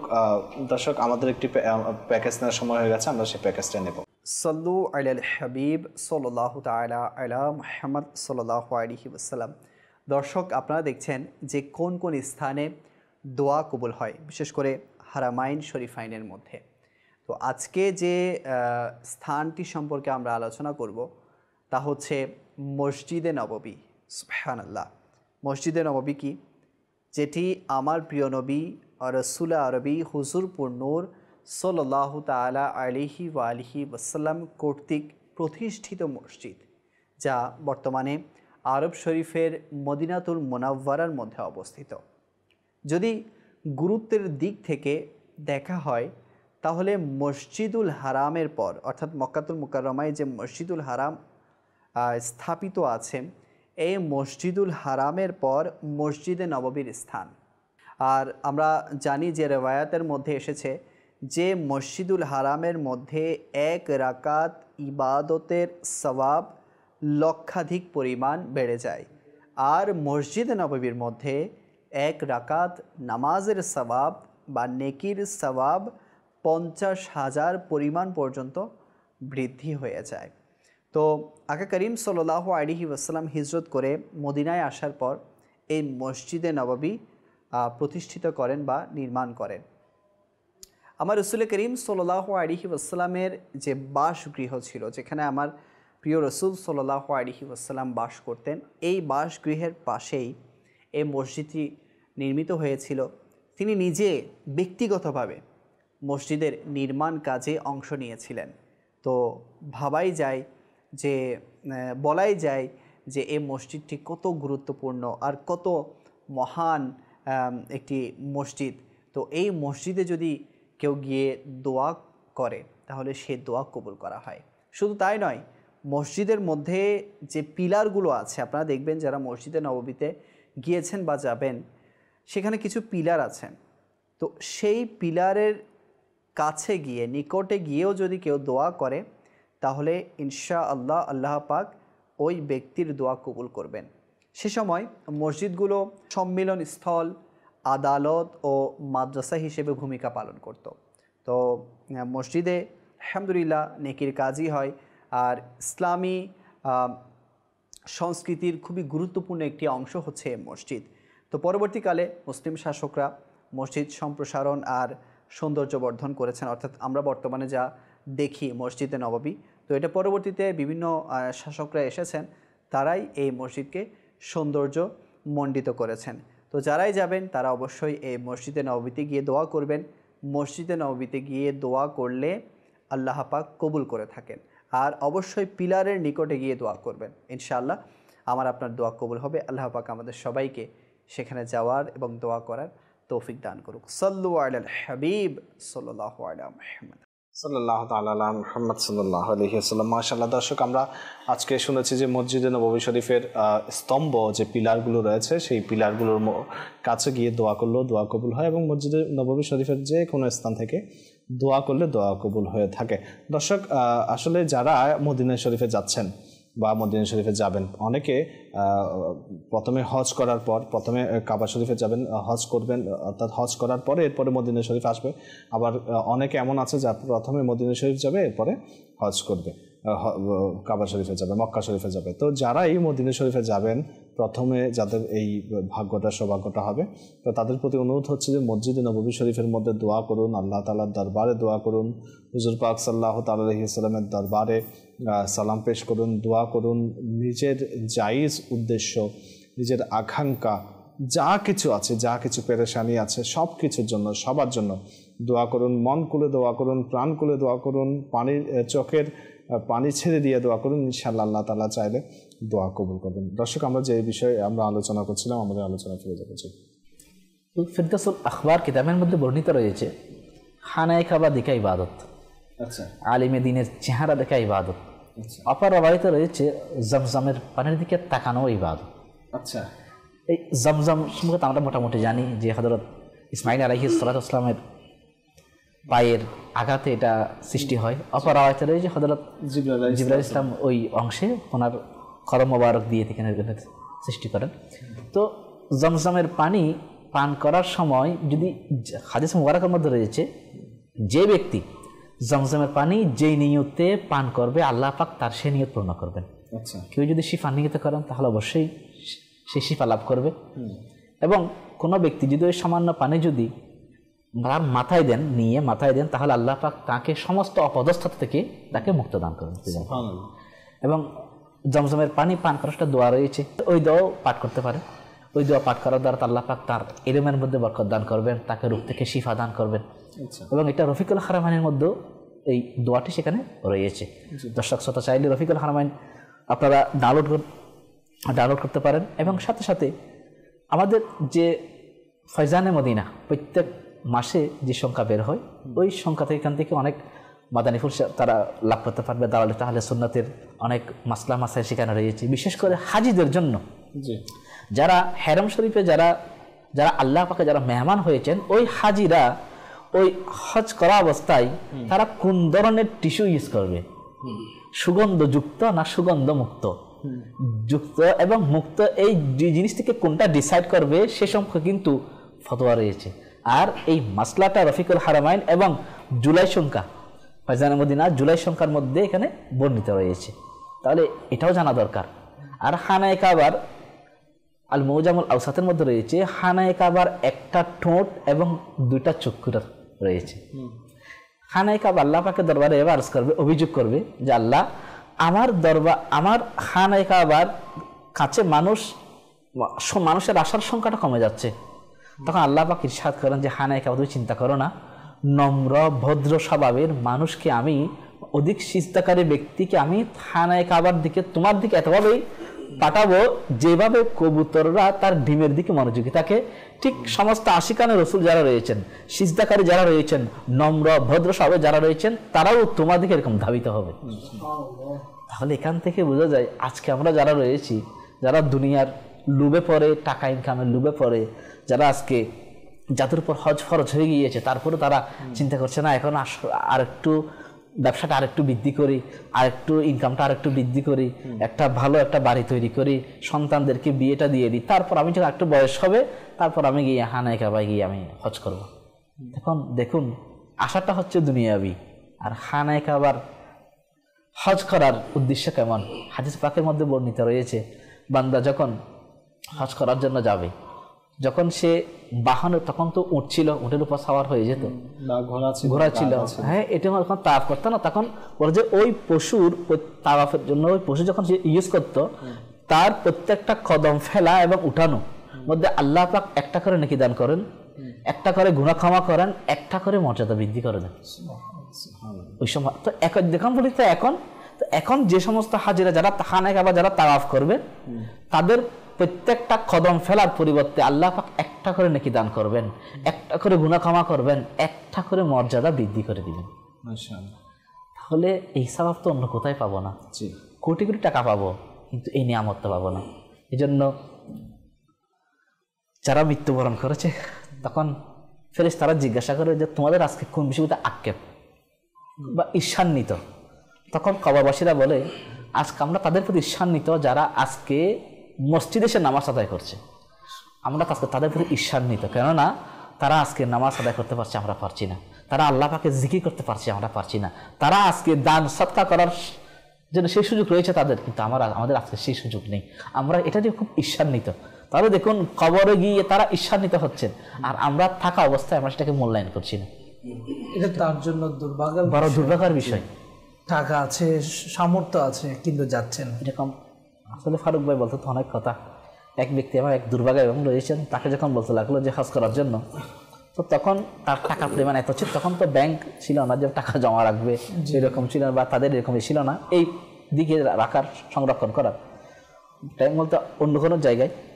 তো সে কী করলো, টাকাগুলো তার সিন্দুকের মধ্যে রাখলো, সেখানে পোকা ধরে গিয়েছিল টাকার মধ্যে।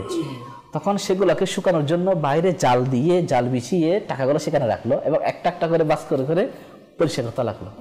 তো একজন আল্লাহর বান্দা গিয়ে বলতে লাগলো, আপনার তো মাশাআল্লাহ অনেক টাকা হয়েছে, আপনি হজটা করে আসুন। তখন তিনি বলতে লাগলো যে না, এবছর না, টাকাটা পরিষ্কার করে এবছর, আগামী বছর কি করবো, গিয়ে হজ করবো। মাআযাল্লাহ। কিন্তু আল্লাহ পানা তারপরে বছর হজের পূর্বে তিনি ইন্তিকাল করেন। তাহলে এটা ওদের জন্য বড় মেসেজ। আগামী বছর যাবো, আগামীকাল যাবো, আগামীকাল করব। আমরা কিন্তু দেখেন নিজে বাঁচার জন্য, চলার জন্য আমরা টাইম ম্যানেজমেন্ট ঠিক রাখি। জি, আমার প্রত্যেকটা কাজের জন্য, আমার জব কখন, আমি কোন সময় যাব, আমার গাড়ির শিডিউল কয়টায়, সব কিছু টাইম ম্যানেজমেন্ট আমরা যথাসময় আমরা সেটাকে বাস্তবায়ন করার চেষ্টা করি। কিন্তু যখন আমরা ইবাদতের দিকে আসি তখন এই বছর না, ওই বছর, এই বছর না, বিভিন্ন অজুহাত দাঁড় করাই। এখন একটা মাসলা হচ্ছে, এটা তো যাদের উপর হজ ফরজ হয়েছে তাদের কথা। এখন ওনারা পরিবার সহ যাচ্ছেন, এখন ছোট বাচ্চা নিয়ে গিয়েছে সাথে, এখন তার মাসলা কি হবে? তার কি হজ আদায় হয়ে যাবে? এই ব্যাপারে কিন্তু এবার জুলাই সংখ্যা আমাদের ফয়জানের মধ্যে এটা আসছে। এটা বাচ্চা আমির হোসেন মাদানী মুযাক্কারার মধ্যে অসংখ্যবার বলেছেন, এটা বাচ্চাটা গিয়েছে, তার নফল হজ আদায় হবে, কিন্তু ফরজ হজ আদায় হবে না। কেননা সে এখন কি হয় নাই, তার উপর হজ ফরজ প্রাপ্তবয়স্ক হয়। প্রাপ্তবয়স্ক হলে সম্পদের তো মালিক হয় না সে। জি, প্রাপ্তবয়স্ক যদিও হয় কিন্তু সম্পদের মালিক নয়, তার উপর কিন্তু হজ ফরজ নয়। এখন সম্পদের মালিক, যখন সে সম্পদের মালিক হবে তখন তাকে আবার হজ আদায় করতে হবে, তার উপর ফরজ। তো এখন যেটা করেছে সেটা নফল হিসেবে গণ্য হবে। এক।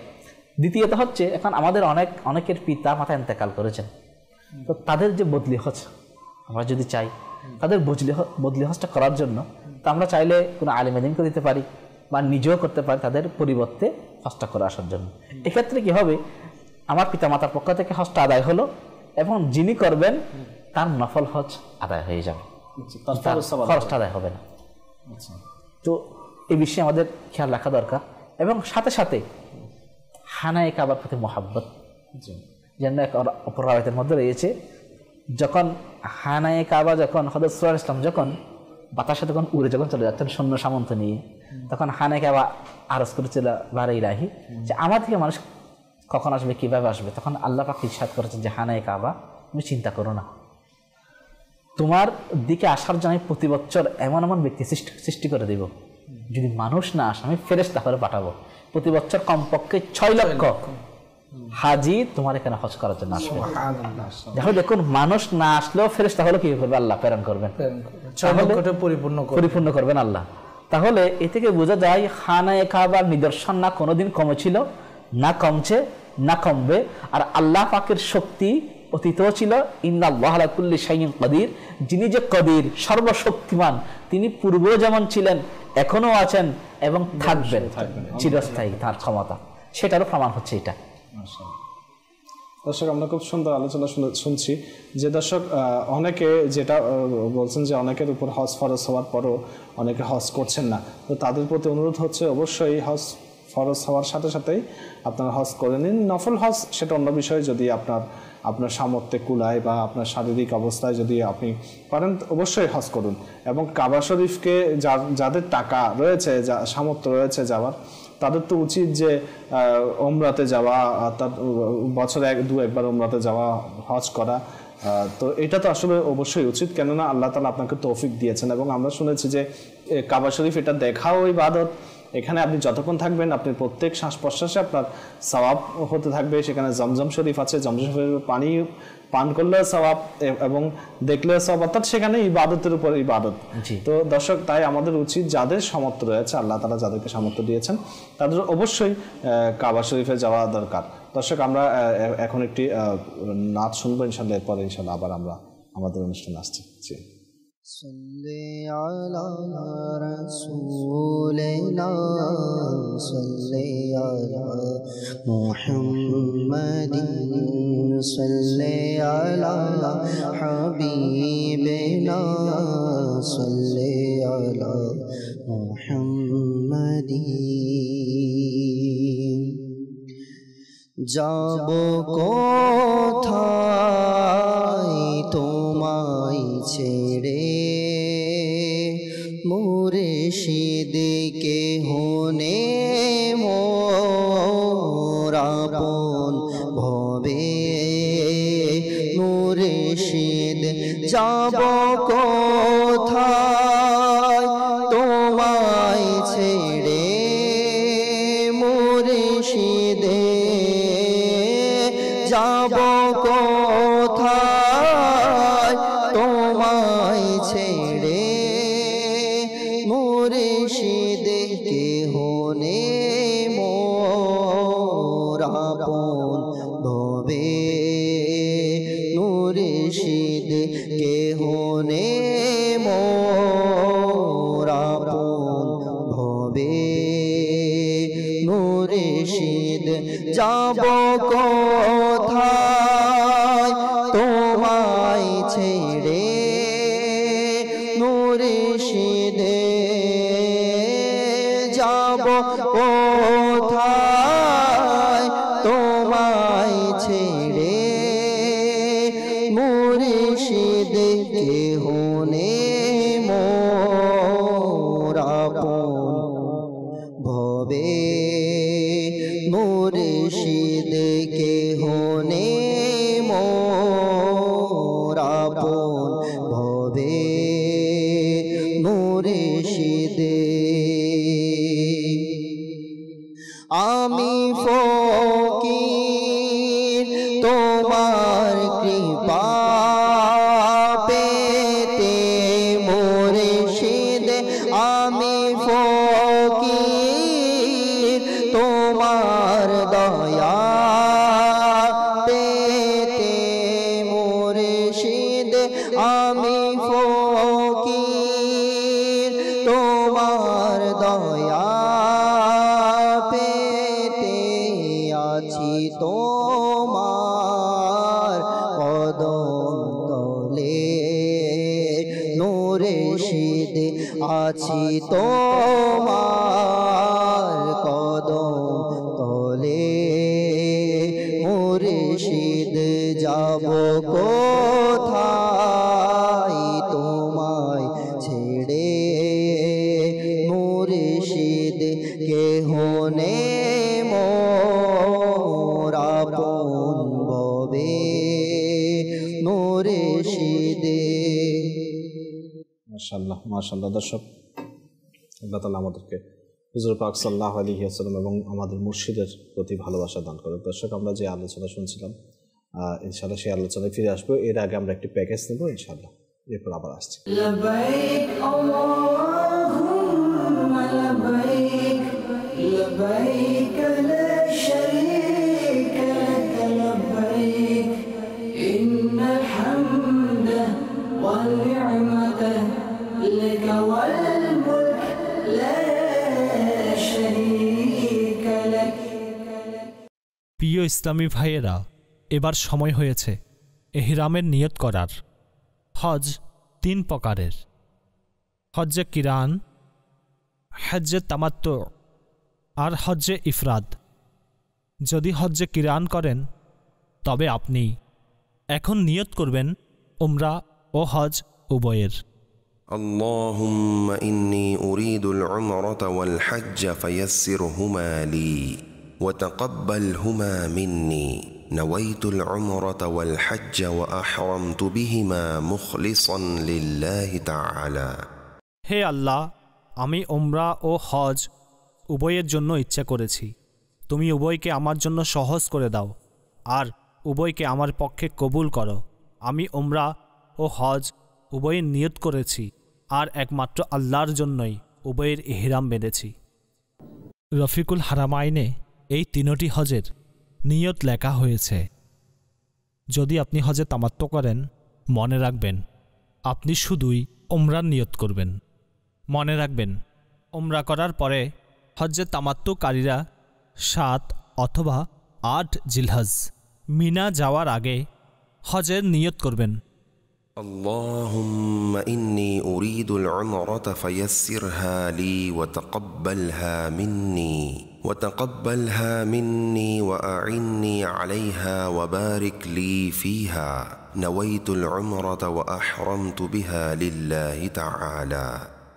অনুবাদ: হে আল্লাহ, আমি উমরার ইচ্ছা পোষণ করছি, আমার জন্য তা সহজ করে দাও এবং আমার পক্ষ থেকে তা কবুল করো আর তাতে আমাকে সাহায্য করো এবং একে আমার জন্য বরকতময় করে দাও। আমি উমরার নিয়ত করেছি এবং আল্লাহর জন্য এর ইহরাম বেঁধেছি। আর যদি হজ্জে ইফরাত করেন তবে আপনি হজের নিয়ত করবেন। اللهم إني أريد الحج فيسره لي وتقبله مني وأعني عليه وبارك لي فيه نويت الحج وأحرمت به لله تعالى। অনুবাদ: হে আল্লাহ, আমি হজের ইচ্ছা পোষণ করছি, আমার জন্য তা সহজ করে দাও, আমার পক্ষ থেকে তা কবুল করো আর তাতে আমাকে সাহায্য করো এবং একে আমার জন্য বরকতময় করে দাও। আমি হজের নিয়ত করেছি এবং আল্লাহর জন্য এর এহরাম বেঁধেছি। আমার প্রিয় ইসলামী ভাইয়েরা, হ্যাঁ, ওমরান নিয়ত করুন বা হজের কিংবা হজ্জে কিরানের, তিনও অবস্থায় নিয়তের পরে কমপক্ষে একবার লাব্বাইক পড়াটা জরুরি আর 3 বার পড়াটা হচ্ছে উত্তম। লাব্বাইক হচ্ছে এটা: লব্বাইক আল্লাহুম্মা লব্বাইক, লব্বাইক লা শারীকা লাক লব্বাইক, ইন্নাল হামদা ওয়ান নি'মাতা লাক ওয়াল মুলক লা শারীকা লাক, লব্বাইক আল্লাহুম্মা লব্বাইক, লব্বাইক লা শারীকা লাক লব্বাইক, ইন্নাল হামদা ওয়ান নি'মাতা লাক ওয়াল মুলক লা শারীকা লাক। 3 বার লব্বাইক পড়ার পর এবার সময় হলো দোয়া করার। হুজুর সাল্লাল্লাহু তাআলা আলাইহি ওয়াসাল্লাম বলেন, যখন লব্বাইক পাঠকারী লব্বাইক পড়ে তাকে সুসংবাদ দেওয়া হয়। আরজ করা হলো, ইয়া রাসূলুল্লাহ সাল্লাল্লাহু আলাইহি ওয়াসাল্লাম, জান্নাতের সুসংবাদ? ইরশাদ করলেন, হ্যাঁ। হে আমার প্রিয় ইসলামী ভাইয়েরা, লাব্বাইক তো পড়েছেন, এবার দোয়া করুন। হাদিস শরীফে এসেছে, হুজুর সাল্লাল্লাহু আলাইহি ওয়াসাল্লাম লাব্বাইক পড়ার পর আল্লাহর কাছে তার সন্তুষ্টি ও জান্নাত চাইতেন এবং জাহান্নাম থেকে মুক্তি চাইতেন। আপনিও কান্না করতে করতে লাব্বাইক পড়ে আল্লাহ তাআলার নিকট দোয়া করুন। या खुदा तुझसे मेरी दुआ है, या खुदा तुझसे मेरी दुआ है, या खुदा तुझसे मेरी दुआ। মনে রাখবেন, এখন এহরামের বিধিনিষেধ শুরু হয়ে গেছে।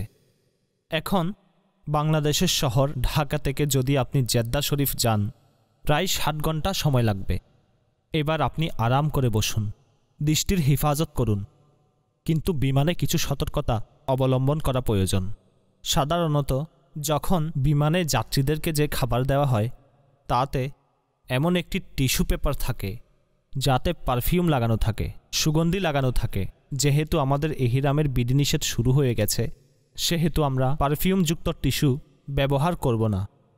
একইভাবে প্রিয় ইসলামী ভাইয়েরা, সম্পূর্ণ সফরে কি করবেন? এখন আপনার সর্বোত্তম ওজিফা হচ্ছে লাব্বাইক। সারা রাস্তায় লাব্বাইক পড়তে থাকুন। একটু বাহিরে তো দেখুন কুদরতের কি অপূর্ব দৃশ্য। 1000 ফিট উপরে এই মেঘের দৃশ্য, আকাশের এতটুকু অংশ দৃষ্টিগোচর হওয়া, নিঃসন্দেহে এটি আল্লাহর কুদরতি দৃশ্য। এই দৃশ্য দেখে সুবহানাল্লাহি ওয়া বিহামদিহি সুবহানাল্লাহিল আযীম পড়তে থাকুন, আল্লাহর জিকির করুন। আমার পরামর্শ হচ্ছে, বিমানের এই সফরে রফিকুল হারামাইন যতটুকু সম্ভব পড়ে নিন, আপনার উপকারে আসবে। لبيك اللهم لبيك لبيك لا شريك لك لبيك। মাশাআল্লাহ। দর্শক, আমরা আব্দুল হাবিব ভাইয়ের বাংলা ডাবিং যে হজের বিষয়ে আমরা শুনেছি, নিয়তের বিষয়ে, ইহরামের বিষয়ে। তো যারা হজে যাচ্ছেন তারা অবশ্যই এই মাথায় এই জিনিসটা রাখবেন। বিশেষ করে তিনি যেটা বলেছেন যে বিমানের মধ্যে অর্থাৎ আতরওয়ালা, খুশবুওয়ালা, পারফিউমওয়ালা আপনার টিস্যু যেটা দেয়া হয়, এমনিতে সাধারণত টিস্যুর মধ্যে খুশবু থাকে, পারফিউম থাকে, আতর থাকে। তো সুগন্ধ থাকে, তো সেটা থেকে আপনাদেরকে অবশ্যই পরহেজ করতে হবে, বাঁচতে হবে, যাতে ইহরাম করার পর সেই জিনিসটা আমরা ইউজ করতে পারবো না। তো সেইগুলো প্রতি দৃষ্টি রাখতে হবে এবং বিশেষ করে দৃষ্টির হেফাজতও রাখতে হবে, এবং সাথে সাথে যে রফিকুল হারামাইনের যে তিনি পরামর্শ দিয়েছেন, এমনিতে তো সেটা হজে যাওয়ার আগে সেটা পড়ে নিন, কেননা রফিকুল হারামাইনের এটা বাংলা অর্থ হচ্ছে হারামাইনের বন্ধু, অর্থাৎ সেখানে আপনি কিভাবে হজ করবেন, কিভাবে হাজিরি দেবেন, কিভাবে কি করবেন, সব কিছু সেখানে ডিটেলস আমির আহলে সুন্নাত দামাত বারাকাতুহুমুল আলিয়া লিখেছেন। তো সে ব্যাপারে আপনাদের উচিত যাতে সেটা পড়ে ভালো করে অধ্যয়ন করে এবং সেটা বারবার পড়তে থাকুন, ইনশাল্লাহ এর দ্বারা অনেক উপকার সাধিত হবে। দর্শক, আমরা যে মুমাল্লিকদের কাছ থেকে শুনেছি যে ইব্রাহিম আলাইহিস সালাম হেরেম শরীফের জন্য, কাবা শরীফের জন্য দোয়া করেছেন। তো যখন হজরত ইসমাইল আলাইহিস সালাম এবং হজরত হাজারা রাদিয়াল্লাহু তাআলা আনহাকে হজরত ইব্রাহিম আলাইহিস সালাম রেখে যাচ্ছেন, অর্থাৎ কাবা শরীফে, হেরেম শরীফে, মক্কা শরীফে রেখে যাচ্ছেন আল্লাহ তাআলার আদেশে, তখন সেখানে কোনো কিছুই ছিল না। তো যাওয়ার সময় তিনি তাদেরকে রেখে যাওয়ার সময় হাজারা রাদিয়াল্লাহু তাআলা আনহা ইব্রাহিম আলাইহিস সালামকে জিজ্ঞাসা করলেন, হুজুর আপনি যে আমাদেরকে রেখে যাচ্ছেন কার আদেশে? তখন তিনি বললেন আল্লাহ তাআলার আদেশে, বা অন্য রেওয়ায়েতে বলা হচ্ছে আপনি কি আল্লাহ তাআলার আদেশে আমাদেরকে রেখে যাচ্ছেন? তো তিনি বললেন জি, হ্যাঁ। তো এরপরে তিনি আর কিছু বললেন না, তিনি বললেন যে হাজারা রাদিয়াল্লাহু তাআলা আনহা, যে যেহেতু যার আদেশে আপনি রেখে যাচ্ছেন তিনি আমাদেরকে দেখে রাখবেন, তিনি আমাদের সহায়। তো এখন যে আমরা মক্কা শরীফের মধ্যে যে রৌনক দেখি, যে চারিদিকে আবাদ হয়ে গেছে, জনবসতি হয়ে গেছে, তখন কিন্তু আজকে থেকে হাজার হাজার বছর আগে সেরকম ছিল না। সেটা বিরান ভূমি ছিল, কোনো মানুষ ছিল না, কোনো পাখি ছিল না। দর্শক দেখুন আল্লাহ তাআলার কুদরত, যে সাধারণত যারা ইতিহাস নিয়ে লেখাপড়া করেছেন, ভূগোল নিয়ে লেখাপড়া করেছেন, তারা জানেন যে যেখানে পানি থাকে, যেখানে নদী থাকে, সেখানে কিন্তু জনবসতি সেখানে থাকে, এবং জনবসতি সেখান থেকে আস্তে আস্তে, অর্থাৎ সেখানে একটা জনবসতি হয়েছে, যেখানে নদী আছে, নদীর পার ঘেঁষে শহর হয়, জনবসতি হয়, গোষ্ঠী হয়, অর্থাৎ পানি যেখানে মানুষ সেখানে। তো এখন আল্লাহ তাআলার কুদরত, প্রথমে তাদেরকে পানি দিলেন কিভাবে? মরুভূমিতে সাধারণত পানি থাকাটা এটা অবশ্যই অবাক করা একটা বিষয়। যখন ওনাদের খাবারের জন্য যে সামান্য খেজুর ছিল, সে খেজুর খাওয়া শেষ হয়ে গেছে, সামান্য পানি ছিল সেগুলো শেষ হয়ে গেছে, পানির তৃষ্ণায় ওনাদের হযরত হাজারা রাদিয়াল্লাহু তাআলার বুক ফেটে যাচ্ছে, ইসমাইল আলাইহিস সালাম বাচ্চা শিশু ছটফট করছেন পানির পিপাসায়। তো তখন তিনি যখন সাধারণত বাচ্চা যখন মাটিতে বা বিছনায় পড়ে থাকে, তখন পা তিনি নাড়াচাড়া করেন, পাটাকে হয়তো অনেকে দেখেছেন পায়ের যে গোড়ালি আছে সেই গোড়ালিকে মাটিতে টাচ করে থাকে। তো তিনি সেভাবে কান্না করছেন, হাজারা রাদিয়াল্লাহু তাআলা আনহা এদিক সেদিক দৌড়াদৌড়ি করছেন, এটা অনেক বিশাল বিষয় যে পানির জন্য। তো তখন আল্লাহ তাআলার কুদরতে, যেটা আমরা শুনেছি এক রাওয়ায়াতে, যে হযরত ইসমাইল আলাইহিস সালামের যে শিশু, ইসমাইল আলাইহিস সালামের যে পায়ের গোড়ালি, সেটা মাটিতে টাচ করতে করতে সেখান থেকে পানি এসেছে, সেটাই জমজম। অথবা হযরত জিবরাইল আলাইহিস সালাম সেখানে এসেছেন, আসার পরে সেটাকে পায়ের গোড়ালি তিনি আঘাত করেছেন, সেখান থেকে পানি এসেছে। তো পানি যখন আসছে, সেখান থেকে যখন পানি বের হচ্ছে, তখন হাজারা রাদিয়াল্লাহু তাআলা আনহা সেটা দেখলেন। দেখার পরে তিনি বললেন যে হে পানি থেমে যাও, বা থামো থামো। তো জমজম এটা আরবি শব্দ, এটার বাংলা অর্থ হচ্ছে থামো থামো। অর্থাৎ তিনি যখন থামো থামো বললেন, এরপর তিনি পাথর দিয়ে, যেহেতু পানি আসছে, পানি যখন বয়ে যাবে চারিদিকে প্লাবিত, অর্থাৎ পানি ছড়িয়ে যাবে, সেজন্য তিনি কি করেছেন, তিনি চারিদিকে একটা বাউন্ডারি দিয়েছেন, বেষ্টনী দিয়েছেন, যাতে পানিগুলো সেখান থেকে না যায়, পাথরের বেষ্টনী। তো ওখানে পানিটা থেমে গেছে, এবং পানি সেখান থেকে যখন নেওয়া হচ্ছে, খাওয়া হচ্ছে, সেখান থেকে পানি আবার পরিপূর্ণ হয়ে যাচ্ছে, অর্থাৎ পানি শুকিয়ে যাচ্ছে না। তো এক রাওয়ায়াতে বলা হচ্ছে যে মুফাসসিরিনে কেরাম বলছেন যে যদি হযরত হাজারা রাদিয়াল্লাহু তাআলা আনহা সেখানে বেষ্টনী না দিতেন, তাহলে সেখানে কিন্তু জমজম শরীফের পানি এমনভাবে প্লাবিত হতেন যে পুরো পৃথিবী হয়তো প্লাবন হয়ে যেত। অর্থাৎ আল্লাহ তাআলা, দেখুন যেটা বলার উদ্দেশ্য, যে যেখানে পানি সেখানে কিন্তু বসতি। তো কি তখন সেখানে যেহেতু সেখানে কোনো প্রাণী ছিল না, কিছুই ছিল না, কাবা শরীফে তো তখন সেখানে নির্মাণ হয়নি, অর্থাৎ ইয়াহীন একটা প্রাণী, জনশূন্য একটা প্রাণী পরিবেশ। তো যেখানে পানি সেখানে কিন্তু আবার পশু পাখিরা আসে। তো পানির কারণে যেহেতু ওনারা মা ছেলে ছাড়া সেখানে আর কেউ ছিল না, তো যেহেতু সেখানে একটা কূপ সৃষ্টি হয়েছে, তো ওখান থেকে দেখা যাচ্ছে যে পশু পাখিরা পানি সেখান থেকে পান করতে আসে, এবং যেখানে পানি কূপ থাকে সেখানে কিন্তু উপরে পানির বরাবর উপরে আকাশের দিকে কিন্তু পাখি দেখা যায় পানির জন্য। তো কোনো একটা মুসাফির সেখানে এসে দেখলেন যে রেওয়ায়তের মধ্যে আছে যে সে পাখি দেখে উনি ওই জায়গায় পাখি যেখানে আছে সে বরাবর তিনি চিন্তা করলেন যে এখানে হয়তো পানি আছে, তো আমরা যেহেতু মরুভূমির মধ্যে পানি পাচ্ছি না, এখানে এসে আমরা পানি পাবো। তো সেখানে পানি যখন দেখলেন তিনি পানি যেহেতু কূপ, তো সেখানে দুজন মাছ লেগে দেখছেন, ওনাদের কাছ থেকে পানি চাইলেন এবং ওনাদেরকে কিছু জিনিস অফার করলেন, খাবার দাবার দিলেন, অর্থাৎ বিনিময় হলো। এরপরে ওনারা এটা এই পানি থেকে আস্তে আস্তে আস্তে আস্তে বিভিন্ন লোকেরা সেখানে আসা আরম্ভ করলো, বসতি স্থাপন করলো সেই পানি থেকে, জমজম শরীফের পানি থেকে। আজও পর্যন্ত সেই জমজম শরীফের পানি বিদ্যমান রয়েছে। তো দর্শক, যে বলছি আল্লাহ তাআলার উপর তারা ভরসা করেছেন, আল্লাহ তাআলা সেখানে সামান্য পানি থেকে, যদি আমরা সাধারণভাবে যদি দেখি, সামান্য পানি থেকে পুরো মক্কা শরীফকে আবাদ করেছেন। এমনকি জমজম শরীফের পানি হাজার হাজার বছর ধরে সেখানে মানুষ পান করছে, হাজিরা সেখান থেকে পানি এনে পৃথিবীর বিভিন্ন দেশে নিয়ে যাচ্ছে, পান করছে, কিন্তু সেই জমজম শরীফের পানি এখনো পর্যন্ত কিন্তু কমেনি, গুণগত মানও নষ্ট হয়নি। আল্লাহ তাআলা এটা কুদরত। তো যেটা বলছিলাম যে পানি থেকে আল্লাহ তাআলা, দেখুন বলা হয় না যে বিন্দু থেকে সিন্ধুর সৃষ্টি, অর্থাৎ সাগরের সৃষ্টি। তো আল্লাহ তাআলা চাইলে আল্লাহ তাআলার জন্য কোনো কিছু আবাদ করা, কোনো কিছু প্রেক্ষাপট পরিবর্তন করে দেওয়া, এটা একদম অসম্ভব একটা বিষয়। যারা জ্ঞানী তাদেরকে আল্লাহ তাআলা এই বিষয়ে হয়তো দিয়েছেন যে তারা সেটাকে চিন্তা করছেন। তো আমরা সাধারণত দেখেছি যে হযরত হাজরা রাদিয়াল্লাহু তাআলা আনহাকে সেখানে ছেড়ে দিয়েছেন এবং তিনি চলে এসেছেন ইব্রাহিম আলাইহিস সালাম, কিন্তু আল্লাহ তাআলা সেই দুজন থেকে সেখানে অসংখ্য মানুষের সৃষ্টি করেছেন। তো এটা হচ্ছে আল্লাহ তাআলার কুদরত। দর্শক, আমরা আমাদের ফারুক ভাইয়ের কাছ থেকে ইনশাআল্লাহ আরো শুনবো কাবা শরীফের বিষয়ে। জি, মানুষ জি প্রতি বছর হজ উপলক্ষেও তো যায়, এমনিতে অনেকে তো সময়ের সময় উমরা করতেও যায়। আল্লাহ তাআলা আশিকদের অন্তরে, যারা নবী প্রেমিক রয়েছে, যারা আল্লাহ ওয়ালা রয়েছে, আল্লাহকে মহাব্বত করে, তাদের অন্তরে কাবার মহাব্বতটাকে স্থাপন করে দিয়েছে। বলছেন হাদিসে পাকে যে আমার হুজুর বলেছেন, এমন কিছু ভদ্র নম্র বিনয়ী মানুষদেরকে সৃষ্টি করব যাদের আগ্রহ কাবার দিকে হবে। তো এটা হচ্ছে আল্লাহ তাআলার কুদরত, মানুষের অন্তরে কাবার মহাব্বতটাকে ঢুকিয়ে দিয়েছে। তো যাদের অন্তরে কাবার মহাব্বত, তাওয়াফ করার মহাব্বত রয়েছে না, তারা সৌভাগ্যবান। আর যাদের অন্তরে কাবার প্রতি মহাব্বত নেই, কাবা গিয়ে তাওয়াফ করার মন মানসিকতা নেই, শুধু দুনিয়াবি মন মানসিকতা, আমি বলবো তারা অনেক দুর্ভাগা লোক রয়েছে, দুর্ভাগা মানুষ রয়েছে।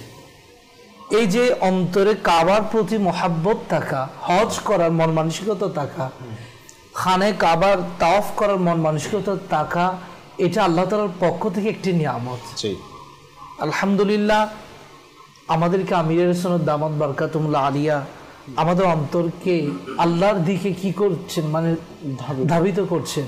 তিনি বিভিন্ন মাধ্যমে কাবার ফজিলত বলে আমাদেরকে সেই দিকে ধাবিত করছেন। তো আমাদের অন্তরেও যে কাবার মহাব্বত সৃষ্টি হচ্ছে, এটা আল্লাহ তাআলা অনেক বড় নিয়ামত। প্রতি বছর মানুষ হজ করতে যায় আর তাওয়াফ করে। আল্লাহ তাআলা কোরআনুল কারীমে সূরা হজের 29 নং আয়াতে আল্লাহ তাআলা ইরশাদ করেন, ওয়ালিয়াতাওয়াফু বিল বাইতিল আতীক, আর এই আযাদ গড়ের তাওয়াফ করো, এই গড়ের তাওয়াফ করো। একটি গড়, আল্লাহ তাআলা গড় বাইতুল্লাহ, এই কাবা কি করো, তাওয়াফ করো, চারপাশে প্রদক্ষিণ করো। এর মধ্যে কি রয়েছে, সওয়াব রয়েছে। কেউ যদি একটা কাবার আদলে, কাবার মতো কেউ যদি কোনো একটি শহরে, ভালো শহরে যদি কাবাকে কি করে, এটা নির্মাণ করে আর তাওয়াফ করলে সেখানে সওয়াব না, বরং এটা নিষেধ রয়েছে।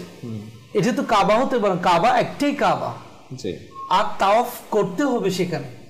যদি আমার শহরে আরামের জন্য যদি করি, এটা নিষেধ, এটা কোনো উচিত হবে না।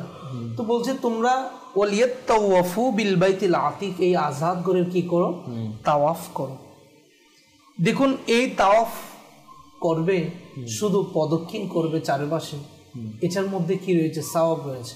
হাদিসে পাকের মধ্যে রয়েছে নবী পাক সাল্লাল্লাহু আলাইহি ওয়াসাল্লাম ইরশাদ করেন, যে ব্যক্তি বাইতুল্লাহর তাওয়াফ এর 7 চক্র শেষ করবে, তাতে কোনো কথাবার্তা বলবে না, তবে তা একটি গোলাম আজাদ করার সওয়াব পাবে।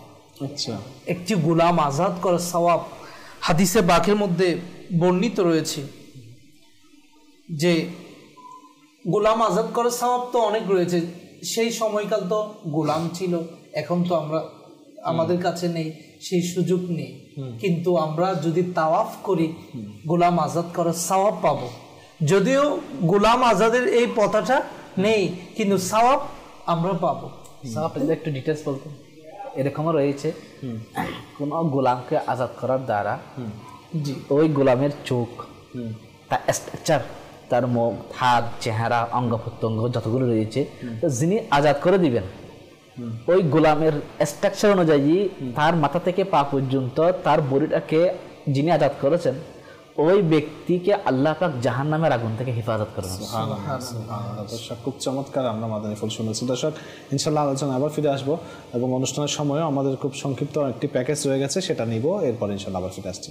সাল্লু আলাল হাবিব সাল্লাল্লাহু তাআলা আলা মুহাম্মদ সাল্লাল্লাহু তাআলা আলাইহি ওয়া আলিহি ওয়াসাল্লাম। প্রিয় টাইম ভাইরা ও মাদানী চ্যানেলের দর্শক শ্রোতা, আজকে আমরা শুনব যে কুরবানির পশুর কোন অংশ খাওয়া হারাম। ফাইজানে সুন্নাত প্রথম খণ্ডের 405 থেকে 408 পৃষ্ঠার মধ্যে বর্ণিত রয়েছে। ওদের আকা আলা হজরত ইমামে আহলে সুন্নাত ইমাম আহমদ রাজা খান রহমতুল্লাহ তাআলা আলাইহি বলেন, হালাল পশুর সব অংশই হালাল, কিন্তু কিছু অংশ এমন রয়েছে যা খাওয়া হারাম, তা নিষিদ্ধ অথবা মাকরুহ। এরকম একটা পশুর মধ্যে 22টি অংশ রয়েছে যেগুলো খাওয়া হারাম। আসুন আমরা সেখান থেকে কিছু অংশ আমরা শ্রবণ করি। প্রথমত রগের রক্ত, অর্থাৎ পশুর মধ্যে যে রগ রয়েছে, ওই রগের মধ্যে যে সমস্ত রক্ত রয়েছে ওই রক্তগুলা আহার করা হারাম।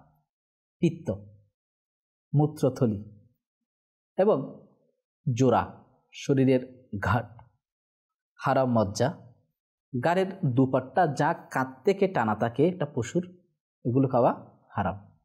এবং কলিজার রক্ত, আমরা সকলে জানি গরুর মধ্যে যে পশু, গরু, ছাগল, মহিষ, ভেড়া যেগুলো রয়েছে, ওগুলো ভালো করে ধৌত করা উচিত, কারণ এর মধ্যে অনেকগুলা ছিদ্র থাকে, ওগুলোর মধ্যে রক্ত থাকে, অনেকগুলো সময়খানে রক্তগুলো জমাট বেঁধে যায়, যার কারণে ওই কলিজার রক্তগুলো খাওয়া হারাম, এগুলো ভালো করে পরিষ্কার করতে হবে। এবং পিলহার রক্ত, মাংসের রক্ত যা জবে করার পর মাংস থেকে বের হয়, ওই মাংসর টুকরাগুলো ভালো করে ধুত করা দরকার। যদি এরকম ধুত না করে এভাবেই যদি দিয়ে দেওয়া হয় ওগুলো খাওয়া হারাম। এবং হৃৎপিণ্ডের রক্ত, প্রত্যেক পশুদের হৃৎপিণ্ড অবশ্যই রয়েছে, সুতরাং হৃৎপিণ্ড খাওয়া যাবে, যদি এর মধ্যে রক্ত থাকে এগুলো ভালো করে পরিষ্কার করতে হবে। এবং পিত্ত, ওই হলদে পানি যা পিত্তের মধ্যে থাকে এগুলো খাওয়া হারাম।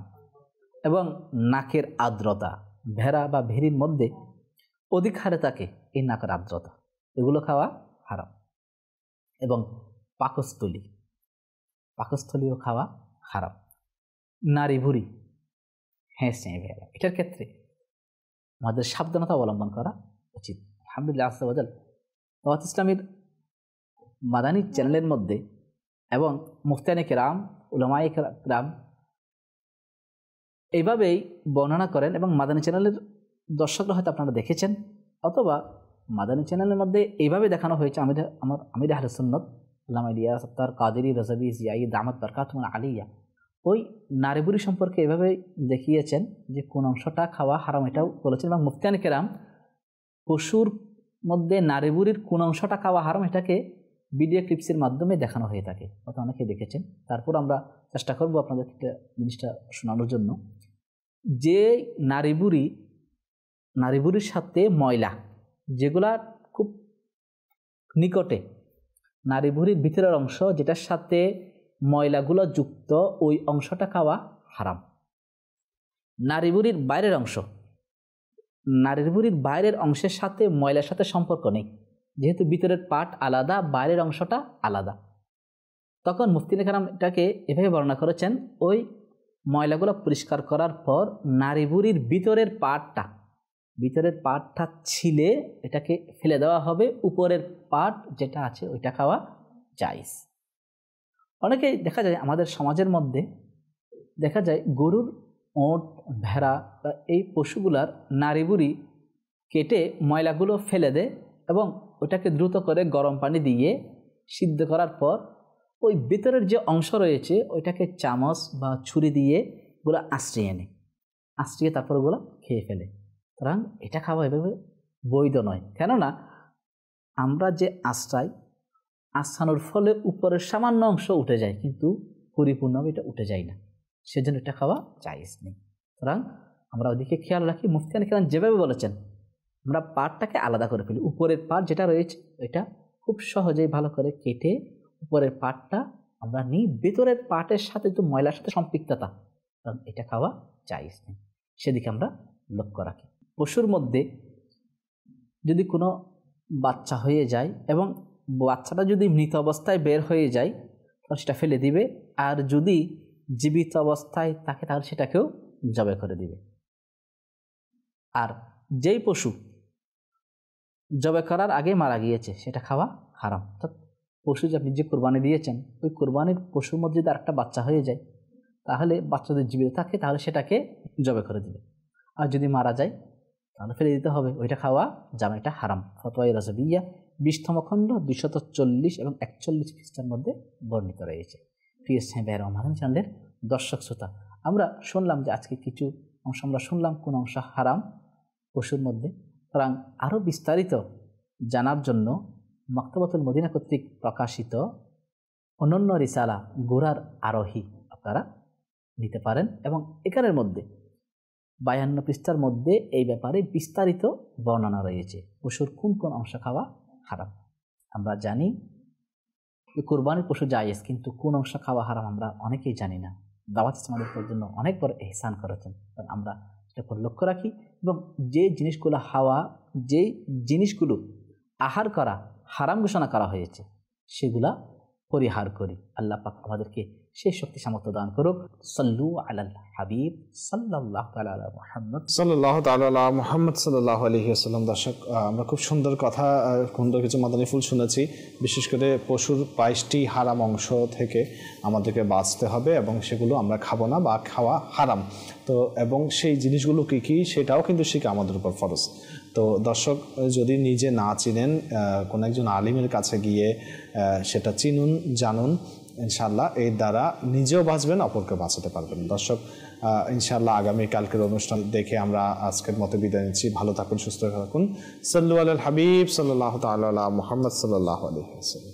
তুমি আমায় হজে ডাকিলে ইয়া আল্লাহ করো আশা পূরণ, কাবা রিতাওয়াফ করালে ইয়া আল্লাহ করো আশা পূরণ।